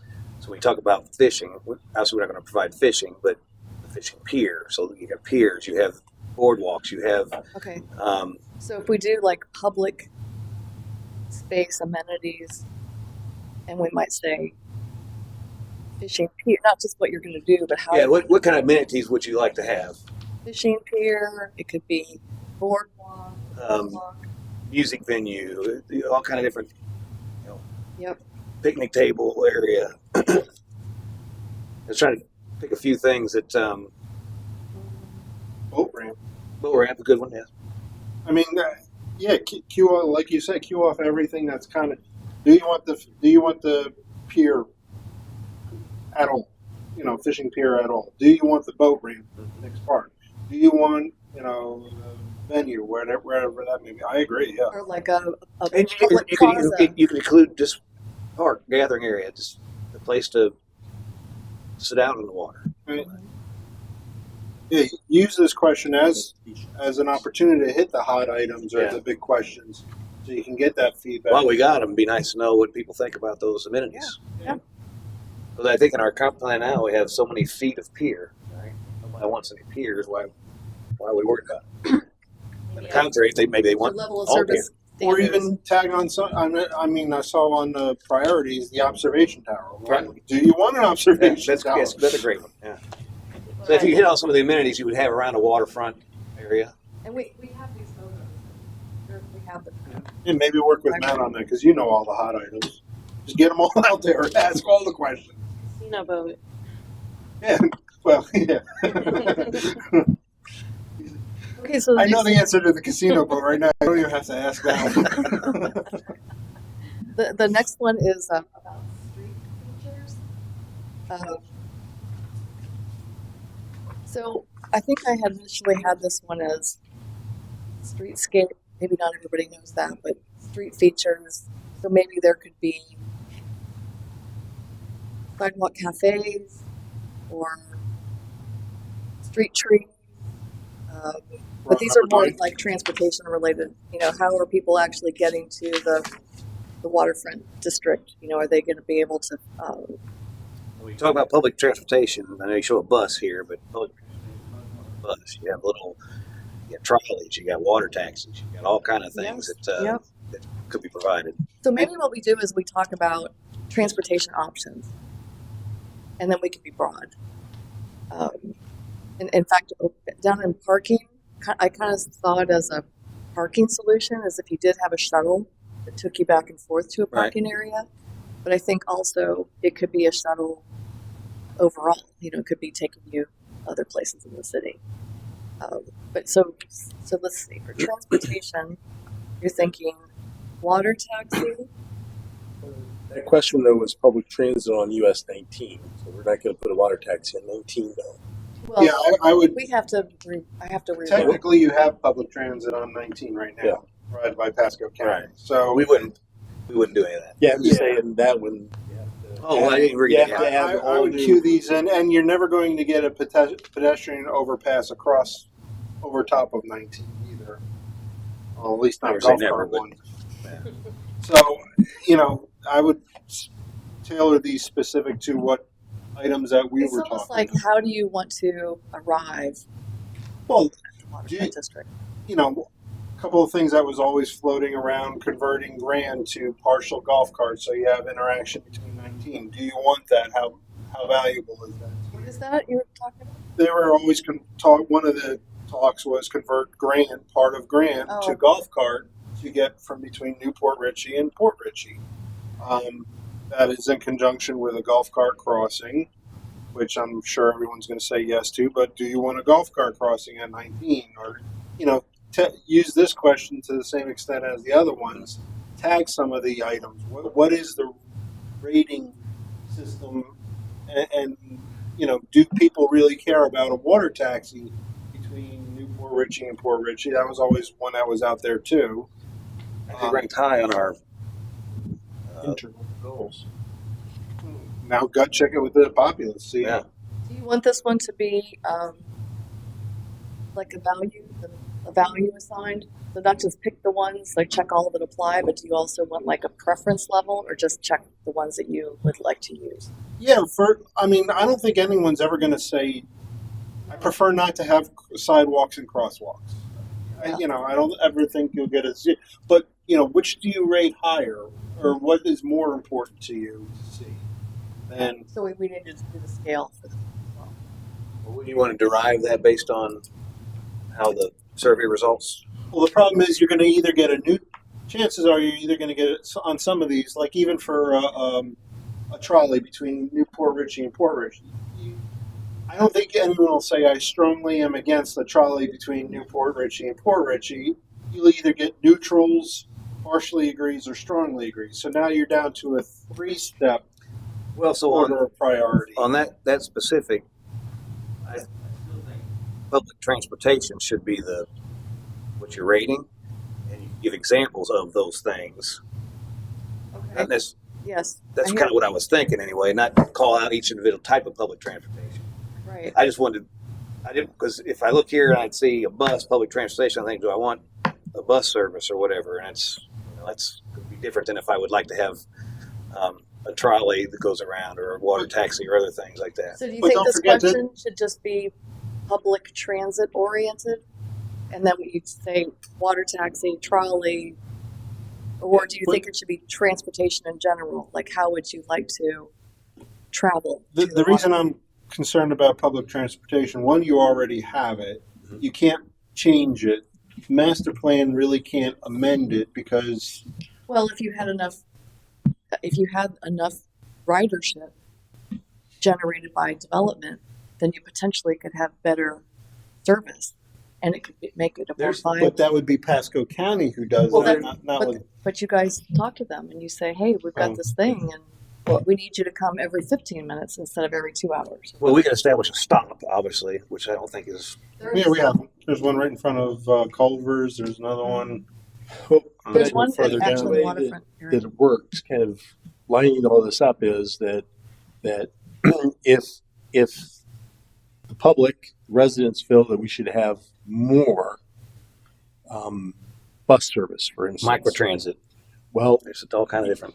what we should do is we are working with development to redevelopment that area. We'd have to make sure, potentially there's going to be a size of a vehicle that's going to have people on it. So we need to make sure that the right of ways, have this. So we know that there's going to have to be a point where they're going to have to stop, and we're still going to have to be able to get vehicles past wherever that multi-person vehicle is going to be stopping. Which again, that's different than saying we don't want any public transit in that area, so we can have narrower streets. And so all those have different development connotations going down Well, the you road. think back to the waterfront intermodal district, that the very first iteration of all of this, it was all centered around a hub that would have transit, parking garage, probably, it was intermodal. So but that was really the idea, that you would have this sort of catch-all But within the district. to the same extent, the golf cart paths also inform the same. Yeah. Because now you got to do buses and golf carts.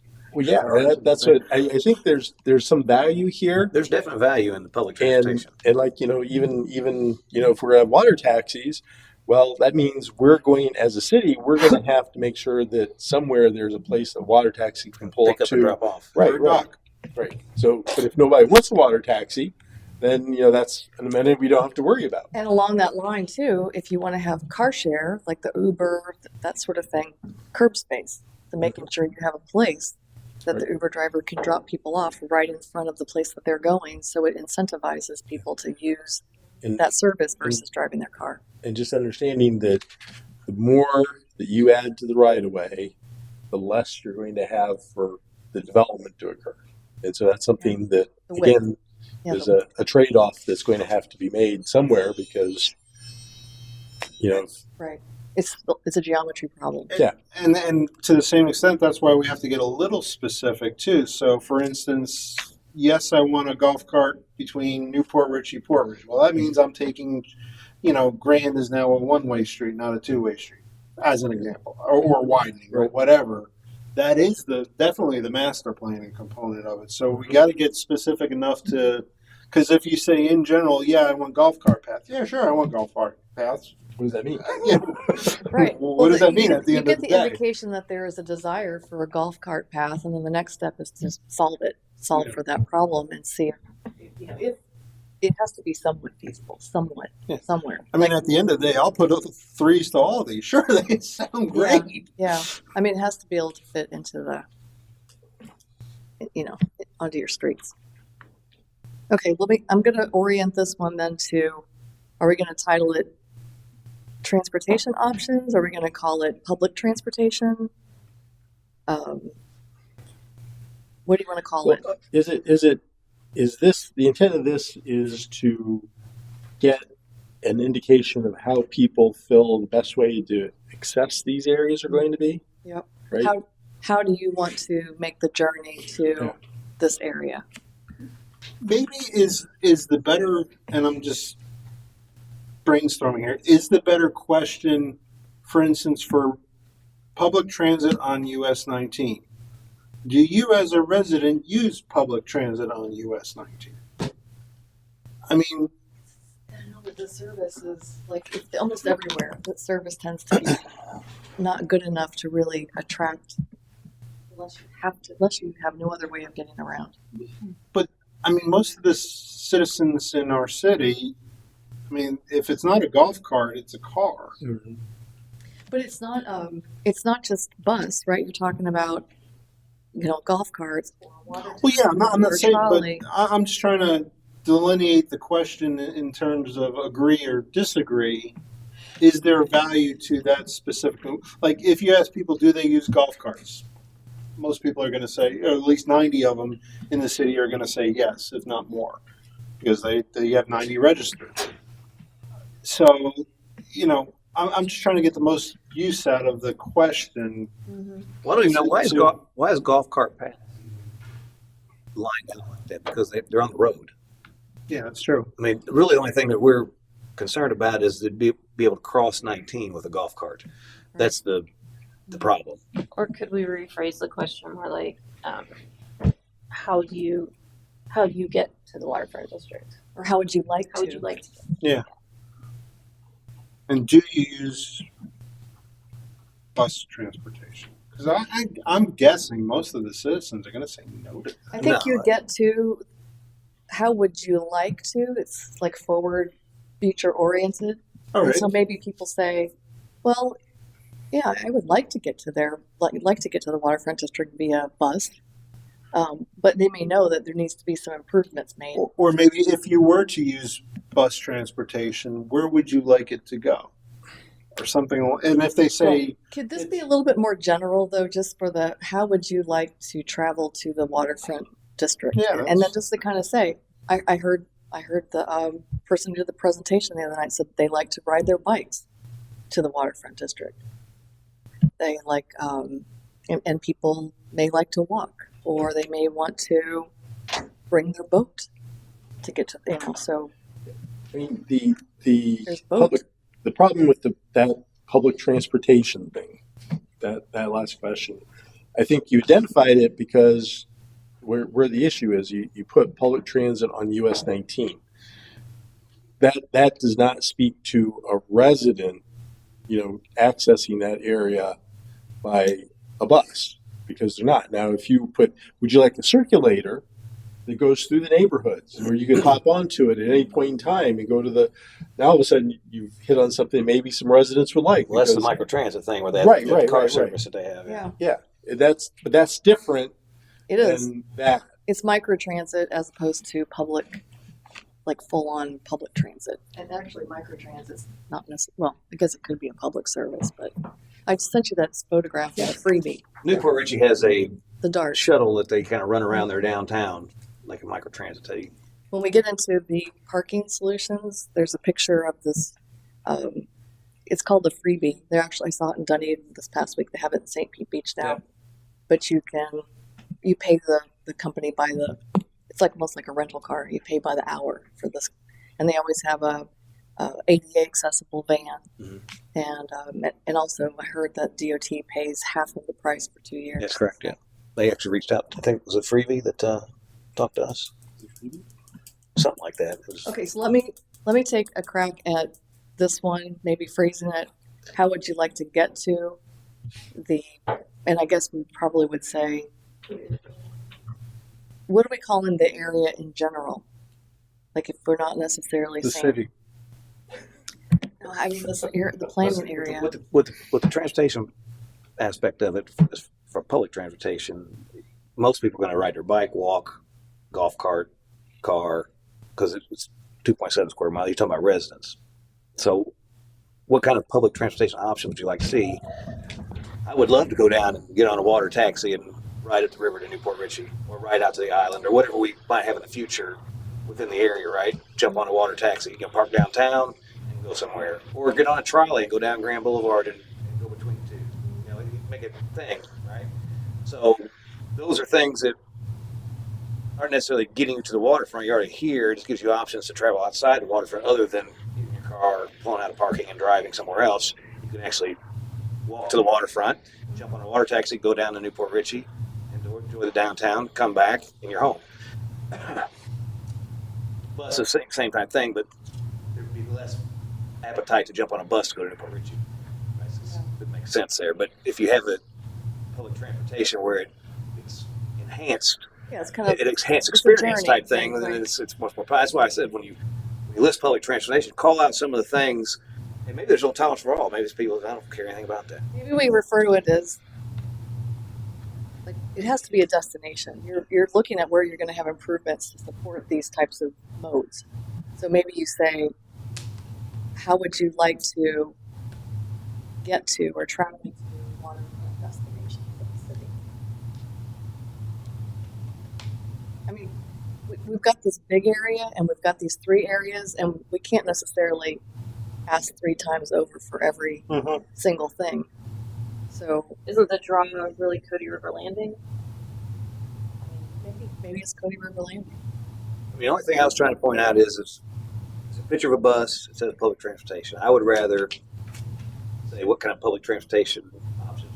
Would you like to have public transportation options, and then you can rate it out, but just define what some of those are, so people aren't just thinking, "Oh, bus." No, I don't care about that. Why don't we call it transportation options, and that way it's not really tied to a public offering or not. It could be somebody like a business that comes That's in. fine. So Sure. Yeah, because a water taxi, for instance, that may be not anything to do with the city, not public transportation. It's you're paying some business that goes up and down the river, which is probably how it would end up being if it was. what transportation options would you like to see in Cody River Landing? Or the overall? Maybe the question is, I would like to see public transportation options to different areas within the city as well as Newport Richey. Surrounding area. And yeah, surrounding areas. And then, True or false? Hmm? True or false? I mean, prefer, you can put that on the, Yeah, the I do light not prefer, I prefer, Yeah. I strongly agree or whatever. At least then you're gauging Yes. people's interest in a public transportation even within the And city. then we'd have to say for example. Yeah, for example, golf, intermodal transfer, bus, water taxi, whatever, Trolley. trolley. I got it. Or we'll just rent scooters and put the little scooter around. Oh, yeah, I didn't even think about those as Okay, so the next one is parking People flying solutions. around 1900s. Here you go, DOT. You didn't want a golf cart? Here's a little scooter. Can't stop that. That's right. The next one is parking solutions, and this is in the waterfront area. So there's parking structure, parking lots, parking or on-street parking, and then I put like shuttle to a park. A little picture there was like shuttle to parking. But maybe that's not really because we've already talked about this transportation option. Yeah, I'm not crazy about this question because if a developer is going to do multifamily, he's going to probably put structured parking on the bottom because that's the only way it works. So now you're saying you don't want structured parking.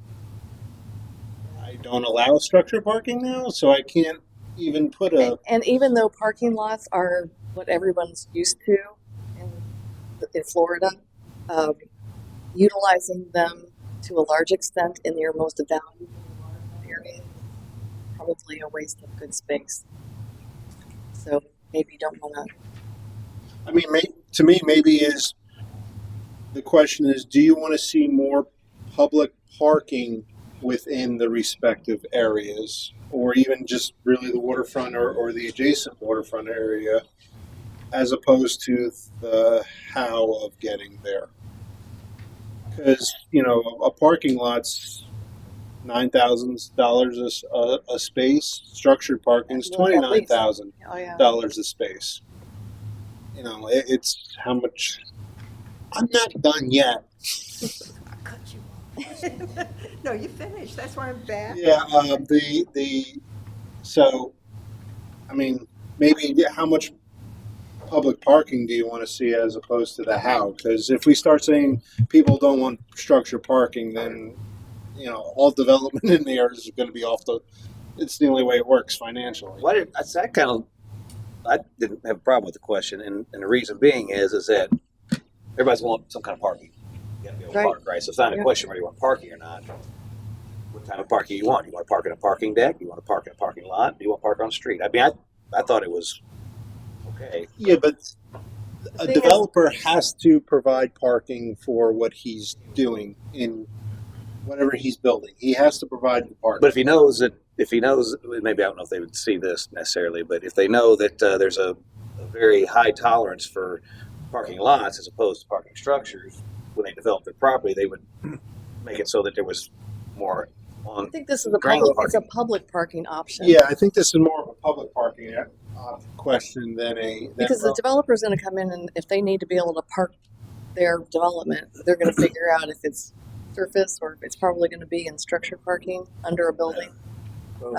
See, I didn't take it that way. See, the way that I took this was from, again, the informative aspect of public saying, well, we don't want parking structures.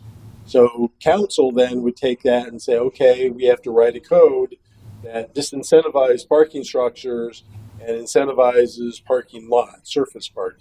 Or Right. parking on the street. Or Design they more. only want parking structures. So, you know, we would write that code so we incentivize parking structures and not, you know, surface parking. I mean, that's kind of how I took that. Yeah, so we got to be careful with this question because Right, yeah, I I agree just with- took it yeah, that's- entirely differently. So, But I agree with so what you're this- saying. That's exactly Yeah. the end result is that, you know, you look at that, if everyone says we don't want parking structures, well, council could take that saying, well, we don't want parking structures. So we'll write a code that there's no parking structures. And in which case, your development now automatically is now limited throughout the waterfront overlay Yep. because there's just not that much property there. Would the question be better to say how do you like to park when you come to we know how people like to park. They like to park on a right in parking front lot. Right in front, yeah. They want to park. They want to The park on the structure? street, and they last want to park in a parking garage. I mean, if they had their choice. So, like in the city of St. Petersburg, a number of years ago, I worked on a parking supply and demand study in the downtown in the Edge district, and what they ended up doing was to price, because paid parking in St. Petersburg, the pricing in the garage is less, parking on the street is more. Of course, there's public or private parking in conjunction with buildings. But, you know, in an environment like that where the land's really valuable, just like the land's really valuable on your waterfront, do you really want to have surface parking or do you want to have shops, And to, activated space? to the same street, the on-street parking, yeah, it sounds great, but now you're opening up your right-of-ways and taking out more of your development area. I mean, at the end of the day, you want to park as close as possible to where you're going. You do. And so, and the reality of that is that's a parking structure in the waterfront overlay district. I mean, that's the answer to the question. Yeah. You have anything? I was going to let it go, but I didn't want you to. Okay. Go ahead. Malin, 5446 Blue Point Drive. I think you can tie the public transportation to the public parking because, first of all, we're not supposed to park on the street. And one of the things is every time you have the fireworks down there, they park up and down the streets. They don't enforce that which then forces the people to walk out into the road down Old Post Road, and it's busy, especially at that time. People are driving and it's dark. So that's crazy. So why don't you think about incorporating a parking area off-site, Remote. and then have your shuttle, and your shuttles run at certain times. They pick you up.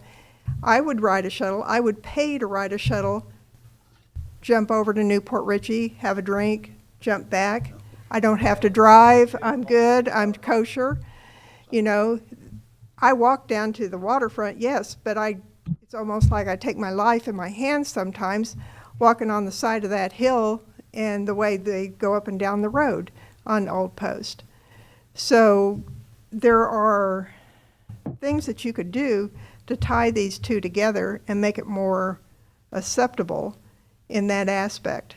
And like I said, you could even access Newport Richey's parking garage and then have the agreement to shuttle them over here, shuttle them back, different things like that, because they like people coming down to their downtown area. You know, even the water taxi could be tied with a shuttle. Same. Yeah. But if they have a designated area to park outside, or like you said, have pickup points around the city, that would be the way to go. And that way, that would eliminate a lot of traffic, especially when you have these events and different things like that. Good comment. So I'm just saying is if you think through this, instead of, I'm going to say no to parking, you know, where are you going to put a parking structure down there? That's a very limited space. You know, Original plan, I think, had it over on right across from Catches, if I recall correctly. Right. I mean, there's places to put a parking structure. that's about the only place there is. And it's down there by the new marina, so.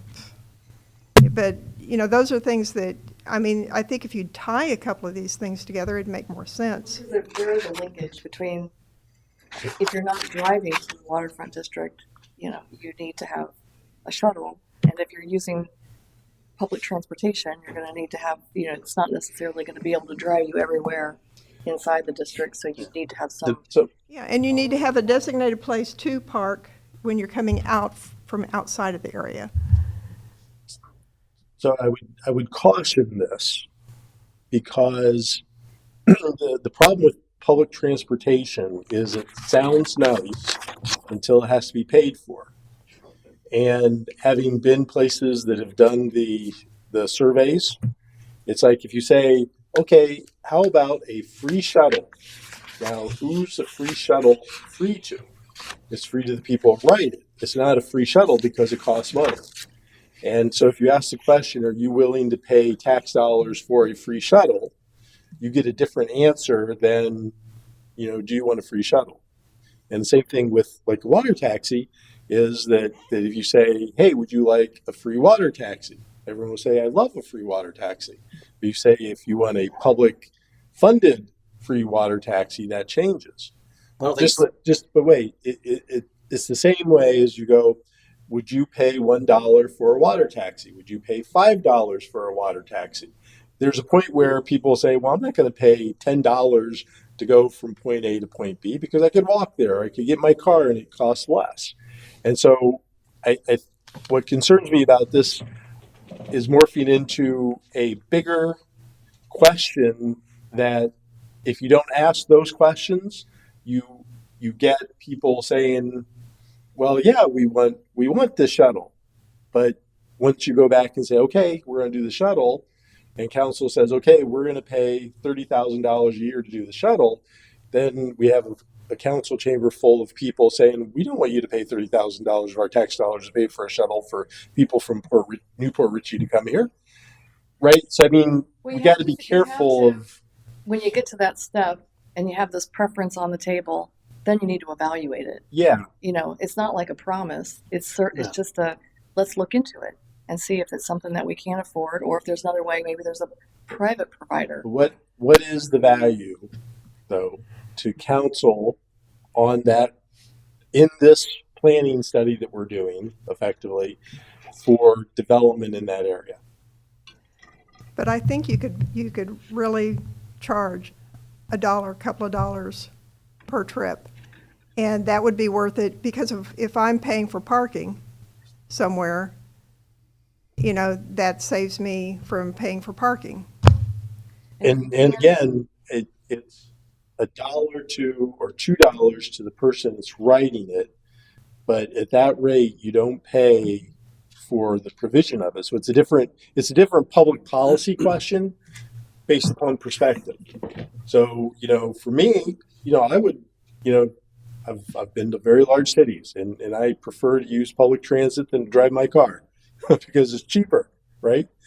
But I know that, my $2 or $3 that I pay to get on the subway to go from point A to point B isn't paying for that subway. And very, very oftentimes, their rider charges don't pay for it. There's a public, component to the funding of it. Right. That is a different question that gets asked at a different time. I mean, a lot of public transit, even I'm pretty sure that ridership is not paying for the Pasco transportation that we have. It's probably a pot of money, not only taxpayers, but also the federal taxpayers as well paying for that. Same with roads. Right. Absolutely. But to me, that's a whole different set of questions to be asking, Right. not getting in here. I mean, I think from the standpoint of, we want to be able to say that, we're preparing. So again, if people want to park on the street, that's a different ordinance that we have to write in terms of, when you come in and you want to put a building up, well, you now have to accommodate on your property this extra right of way that's going to be for it because, we're not going to build that. They're going to be building that. That's right. Yeah. And if you want the ability to have a bus pull up in front of that, again, that's their right of way that they're going to have to figure out how to give to us ultimately for it. But it's not a public policy question from the standpoint, is the city going to pay for that? And so I think that's where we start getting off, even going back to that, public transportation on US 19. Again, that's a greater public policy question that if you ask our residents, they're going to say, we don't want that stinking bus. So is there a choice? Maybe there's a choice about who is accessing or what vehicles are accessing the waterfront district? Is it a walking only? It's almost like bike. I was thinking it's almost like saying, do you want this area to be bike friendly? Do you want this to be golf cart friendly? Do you want it to be car friendly? Which then kind of leads council to understand what type of amenities that they need to make, allowances for there. I mean, okay. Do you sort of inform the survey taker that there's limited space? So sometimes if you want to have everybody comes by car, then maybe that's difficult you can't park them all necessarily. We're just wondering if there's I like the idea of do you want this area to be car friendly or bike friendly or walk friendly or that might be a way of getting to how people want to actually move around the district itself as opposed to getting there. But maybe it's two different questions. What were you going to say? I mean, I was going to say, kind of queuing off what you said for the waterfront area, instead of saying what type of parking, because the economies are going to take care of what type of parking by itself. And especially there, you really don't want to restrict what type of parking people can do. Let them figure it out on their own property for whatever their usage is. Maybe our question is, how do you get to the work? Do you use your golf cart? Do you walk? Do you drive? And again, my guess is most residents are either walking or taking golf carts. Some probably do drive. Businesses have to take care of the parking for their usage, whatever it is. So I'll use Guild Dogs as an example. They have concerts. They have to make parking for their concerts. Now, the way they do it now is the big open field. does that eventually turn into a parking garage? Well, that's kind of up to whoever owns Guild Dogs whenever they own it. We're more worried about, do we need to make room for a bike path? Do we need to make room for a golf cart? Or do we need to make sure we have ample sidewalk areas? Or do we need some on-street parking because some people do take their car in? That's my thoughts. Instead of these three, it's really how do you get there and utilize the individual space. And you can ask the same question for the other waterfront area too, because that may be a different answer, especially since you can't cross 19. All very tight, right? Everything, like as far as it's about choices. You can't have all of the on-street parking, sidewalk cafes, sidewalks, bike lanes. You just can't fit everything. So it's almost like it has to be, and maybe it's malleable depending on what's going on in those areas. And like you said, if you ask, oh, do you want a public parking garage? Sure, why not? You want a public parking garage at an extra $2 million to your taxes? Hell no. So are we going to think more about this? How would you like your journey to Cooney River Landing? Maybe you could extrapolate from that as to how people would like to get to the other part of the waterfront. That, maybe they'd like the opportunity to take a shuttle, bring their golf cart, walk, bike, that sort of thing.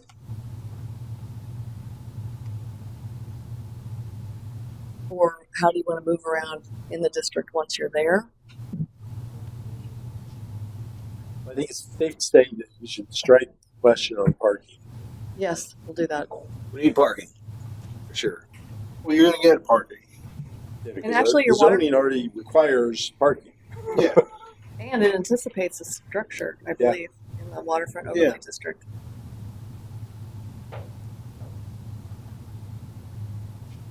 Okay, let me. See, to me, this way this is it's reducing the footprint. It's reducing the density of any potential development that occurs. Well, the worst part, though, you may not even be reducing the footprint. You're essentially taking away from green space. So if you get a high response, oh yeah, I want a lot of green space, but then you're forcing people to put in parking. Surface parking. They're mutually exclusive, essentially. Yeah, I agree. That's, Also in this next phase, we're talking about going after maybe a state grant to do the next phase of this. City manager and I were talking, but in that process, you would develop a regulating plan and then a code based on that regulating plan.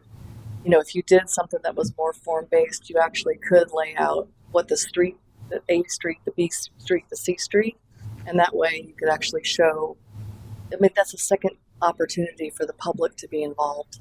So it doesn't necessarily need to be nailed down here, Right. but at least if you get the development intensity nailed down through this process, that next step of the phase could be the sort of the intricacies that you need to flesh out to be able to serve those uses. this is just a first step in a It bigger is. picture of what we have to do. Yes. If most people come back, we want low-rise buildings with lots of open space and that, well, then that's kind of really defining your path forward. So, and if we do want them to spend time on three districts and telling us what kind of development intensity that they want and development and lit uses, then maybe some of these other things like parking or even street features are, and we just explained that. It's another step in this process. You think? Okay. I'm not crazy about question 11. About which one? Question 11, we're not there yet. Oh, yeah, it's a little. Because you can have lush native landscaping, or you can have ornamental native landscaping, or you can have ornamental lush landscaping. I can also see if you were to do the A street, B street, C street, that you would show a palm or you would show a canopy tree. But do we need to lock that down. It seems a little too detailed for this juncture. Agree? Mhm.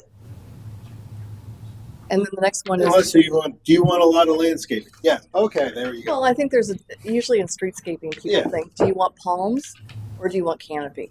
Yeah. You know, do you want the, Or you can just, how important is landscaping to you? Strongly, I very think, important. I don't or care. I would think that it'd be how important is shade to you? Maybe that's more functional. How important is not burning your face off? Right. How important is it there to be a hat shop there so you can cover up? So should we take out the landscaping? Yes. The next is architectural style. I'm not crazy about this either because one, you're not talking about a residential area at any juncture. So Well, the idea, and I have these questions, the idea is that you may have a tall building, but you certainly have the first 2 stories that tend to be you step back to something taller. But that first couple of floors could have architectural features that follow one of these things. Are you going to get Florida vernacular in a large building? No, but at least the street facade could kind of take on some of those elements. I think the better path forward with this is one, focus specifically on the WOD because that was the one where everyone was kind of talking about.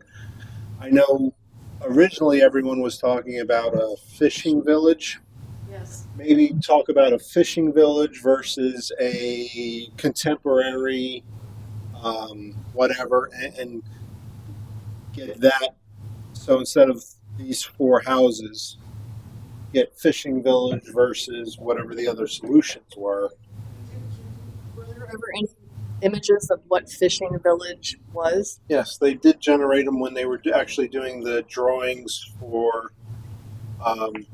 the walk paths and all of that. When we were talking about the one-way, Ayers gave us 3 solutions.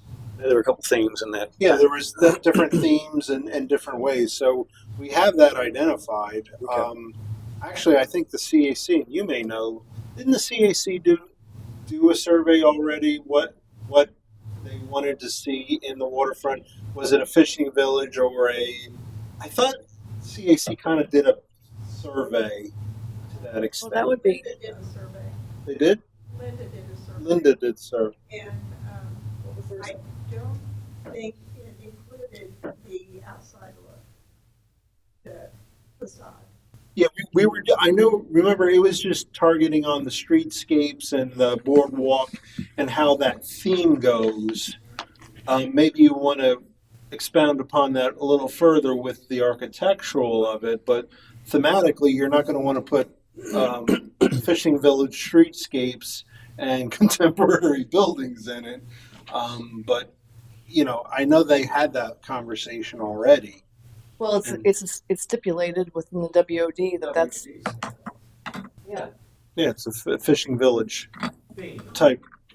Yeah, we want to reflect other options if we want to change that theme. 'Cause So- now's the change. Do you want to ask the question about should the fishing village theme go forward, or are there? Do you want to continue the fishing Yeah. village theme in the WOD district, or do you want to go to an alternative? Please indicate. Please, And people are going to say, I don't know another alternative other than fishing village. Let's go with it. So, on that, a lot of this is eye level stuff as you're traversing through the waterfront. That's right. So you could really have if you think about like a Margaritaville restaurant, you look up and there's contemporary multifamily housing above it, but at eye level, it's Right. so, when you Yeah, at describe the a fishing human scale- village, what does that mean really? You just want little fishing shacks, or do you just want to feel like that at eye level? That's what I would ask too. Like, what is fish? It's not really an architectural style. It feels like I don't know. I guess you know it when you see it. It's but- more like a quaint Florida vernacular type. Is it the Norfleet store up in Arapika, or that sort of? I don't know if there's actually an architectural detail. It's probably just more of like things that are hanging You know, like is it a Yeah, like it's some more rocks? earth tones and woody type Woody, structures yeah. and that Or are there any shiplap sidings and that At the sort end of of the day, are there any historic districts that encompass that kind of that I historic maybe Cedar Florida Key? waterfront? Cedar Key, maybe, or I can give you a great example. okay. And it's not fishing village, but it's a mining town, right? It's in Black Hawk, Colorado. They kept all the original facades of the downtown or whatever, and they're big casinos inside. Well, New England does that all the time. Yeah. I mean, they have their quaint, and all the new structures come into the same old quaint New England style Mhm. fishing village. It just happens Okay. to be there. Another reason I bring that up is usually historic districts have those the guides for what the look is. God, I can't remember what the technical term is, but that would help explain what is a fishing village. The fishing guide. What fishing guides? I mean, if you had No, like most historic districts, they'll have the St. Augustine guides has them. for tours. no. So in their ordinances, so it lays out if you're going to do something to your home, here's the guide on what this district means and what we're looking for. So you have a set of specifications for where guidelines. an architectural guide. And they actually have to go through a historical Yeah. committee review and approval too to make sure it Yeah. aligns with But- it. Yeah, and my point is that defines what that look is. Mhm. And if you have a historic fishing village Palette. set, somewhere in the state of Florida, you could grab it. Yeah, I was going to say maybe what we could do find is what when we ask this question, should the fishing village motif or theme continue, we could have a couple of elements that like represent fishing village, maybe in some of these other, and that would give the public a sense of what that is and whether or not they like it, and if they think something else would be more appropriate. because I can take you to places in Ohio along Lake Erie that fishing village means two different things. Oh my gosh. One is these very small buildings that a couple of them may be like you can buy your beer and your bait, and maybe the next one is housing for a couple days, or I can take you another place where it's a nice boardwalk and you have businesses along there. They're both considered fishing villages along. Oh, And, like and I'm sure you go someplace and it's a cannery. Yeah, yeah. I guess that's the difficulty is that if you just say a fishing village, as I think we've now beaten, it could mean something different to everyone. So you have to have that common. This is what the city means by a fishing village. right. Yeah, you have to nail it down somehow. Yeah. And we don't know that there's ever been something like that. Textual guide. Other than, I guess we'll look at what AIR's put together for the. Yeah, and they were conceptual ideas, and I mean there was a lot of conceptual stuff, but they did have some touchy feely conceptual sketches put together for it. And council looked at them and says, "Yeah, that looks like a fishing village." Mm-hmm. Yeah, That's basically what happened. Yeah. Okay. Well, that's then it's just putting words to a picture. If we do have that, I think. Yeah, exactly. Okay, I'll get those. Okay, where are we? The last one is like gateway the American features, Club. and this might be, Like the American. I think this is too much in the detail, personally. yeah, I think so too. You guys think, oh, and then we talked about demographic questions. We already talked about that, so. I mean, I don't think the master plan is going to be influenced by this one way or the other. Agreed. Let council fight it out, or whatever they want.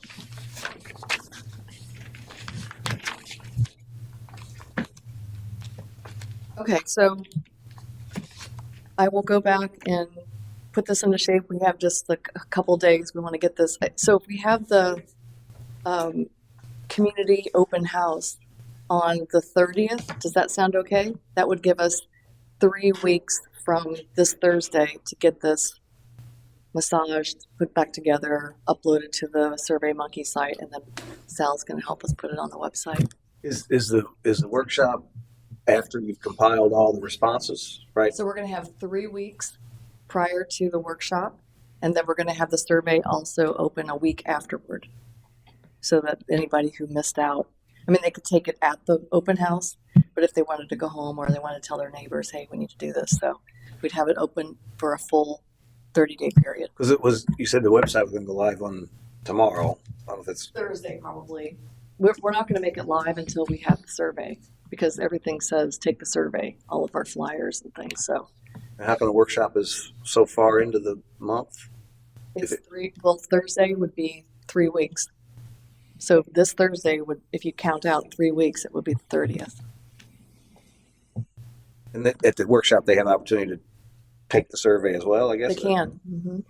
We're actually going to have boards. So these images will be on the boards, and people can go to the survey. We'll have some tablets there, but they can also just put dots and also write sticky notes at the workshop. So they have a couple different ways of doing that. Was it always the plan just to do one public workshop?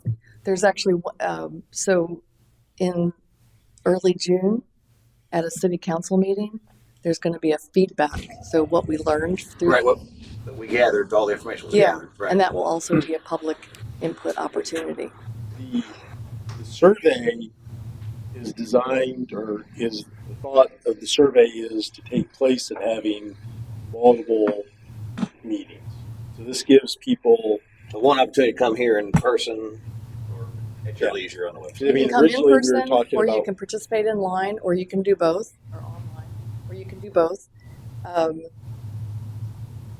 just to make it as convenient as possible. And of course, it's really important that once we have it live, that we're all getting out there and making sure that people know about it.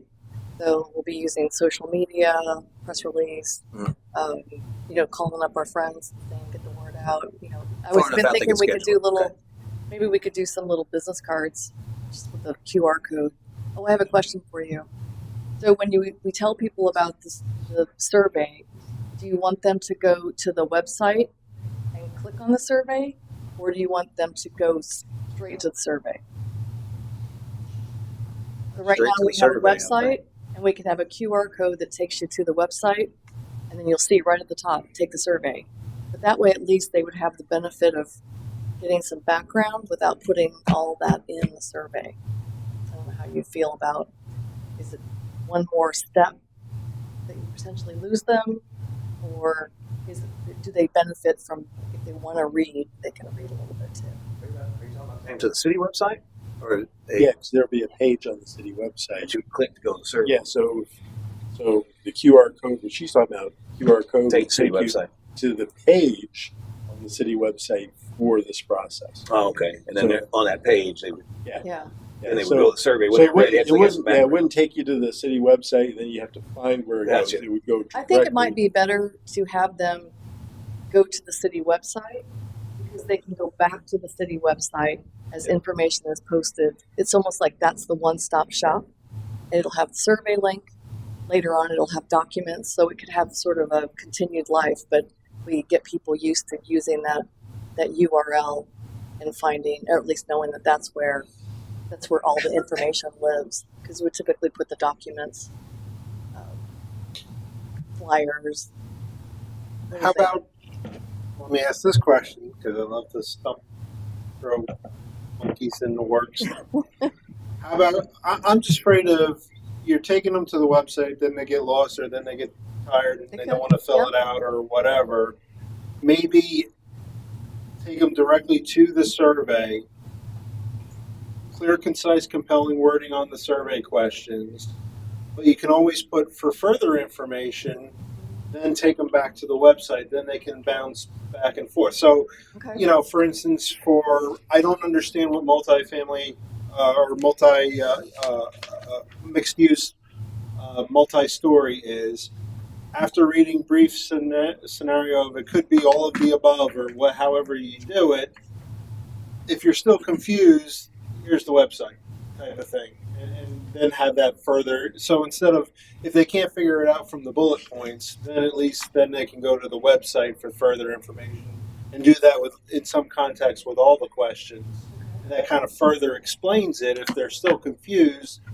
But if they're not confused and they don't feel like going, you're not losing them by that extra step. Yeah. It was, I just didn't know which way would be better because you want to have a little interruption or friction, taking the survey, but the website will be where all the information is. But I think if you link back the survey to that, then at least they know that there's. Yeah, at least then they can change it, and then they're seeing the website too. And then at the end of the survey, you can say, for more information on this entire project, go see the website.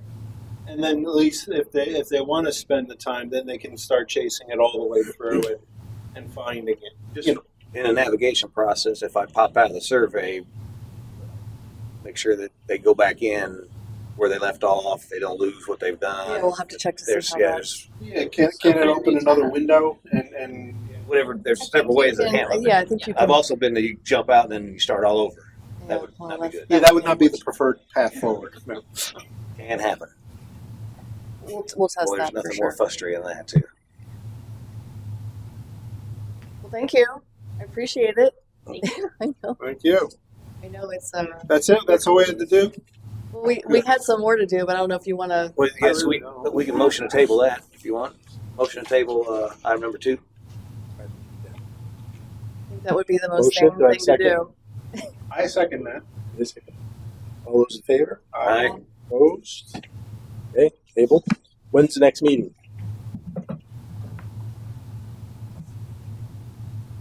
I am out of town the third week. Well, Tuesday, Wednesday, Thursday of I think the 20th, the week of the 20th.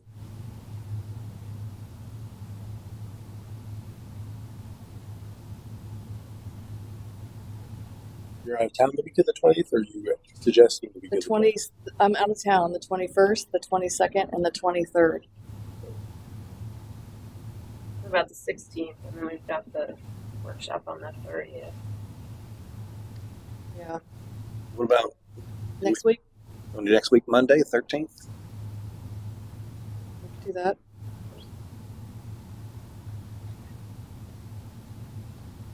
$4 o'clock. Yep. Do that.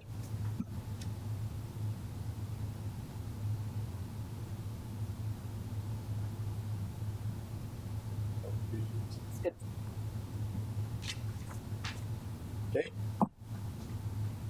Motion adjourned. So, Out there? Aye. all right. Oh, you can just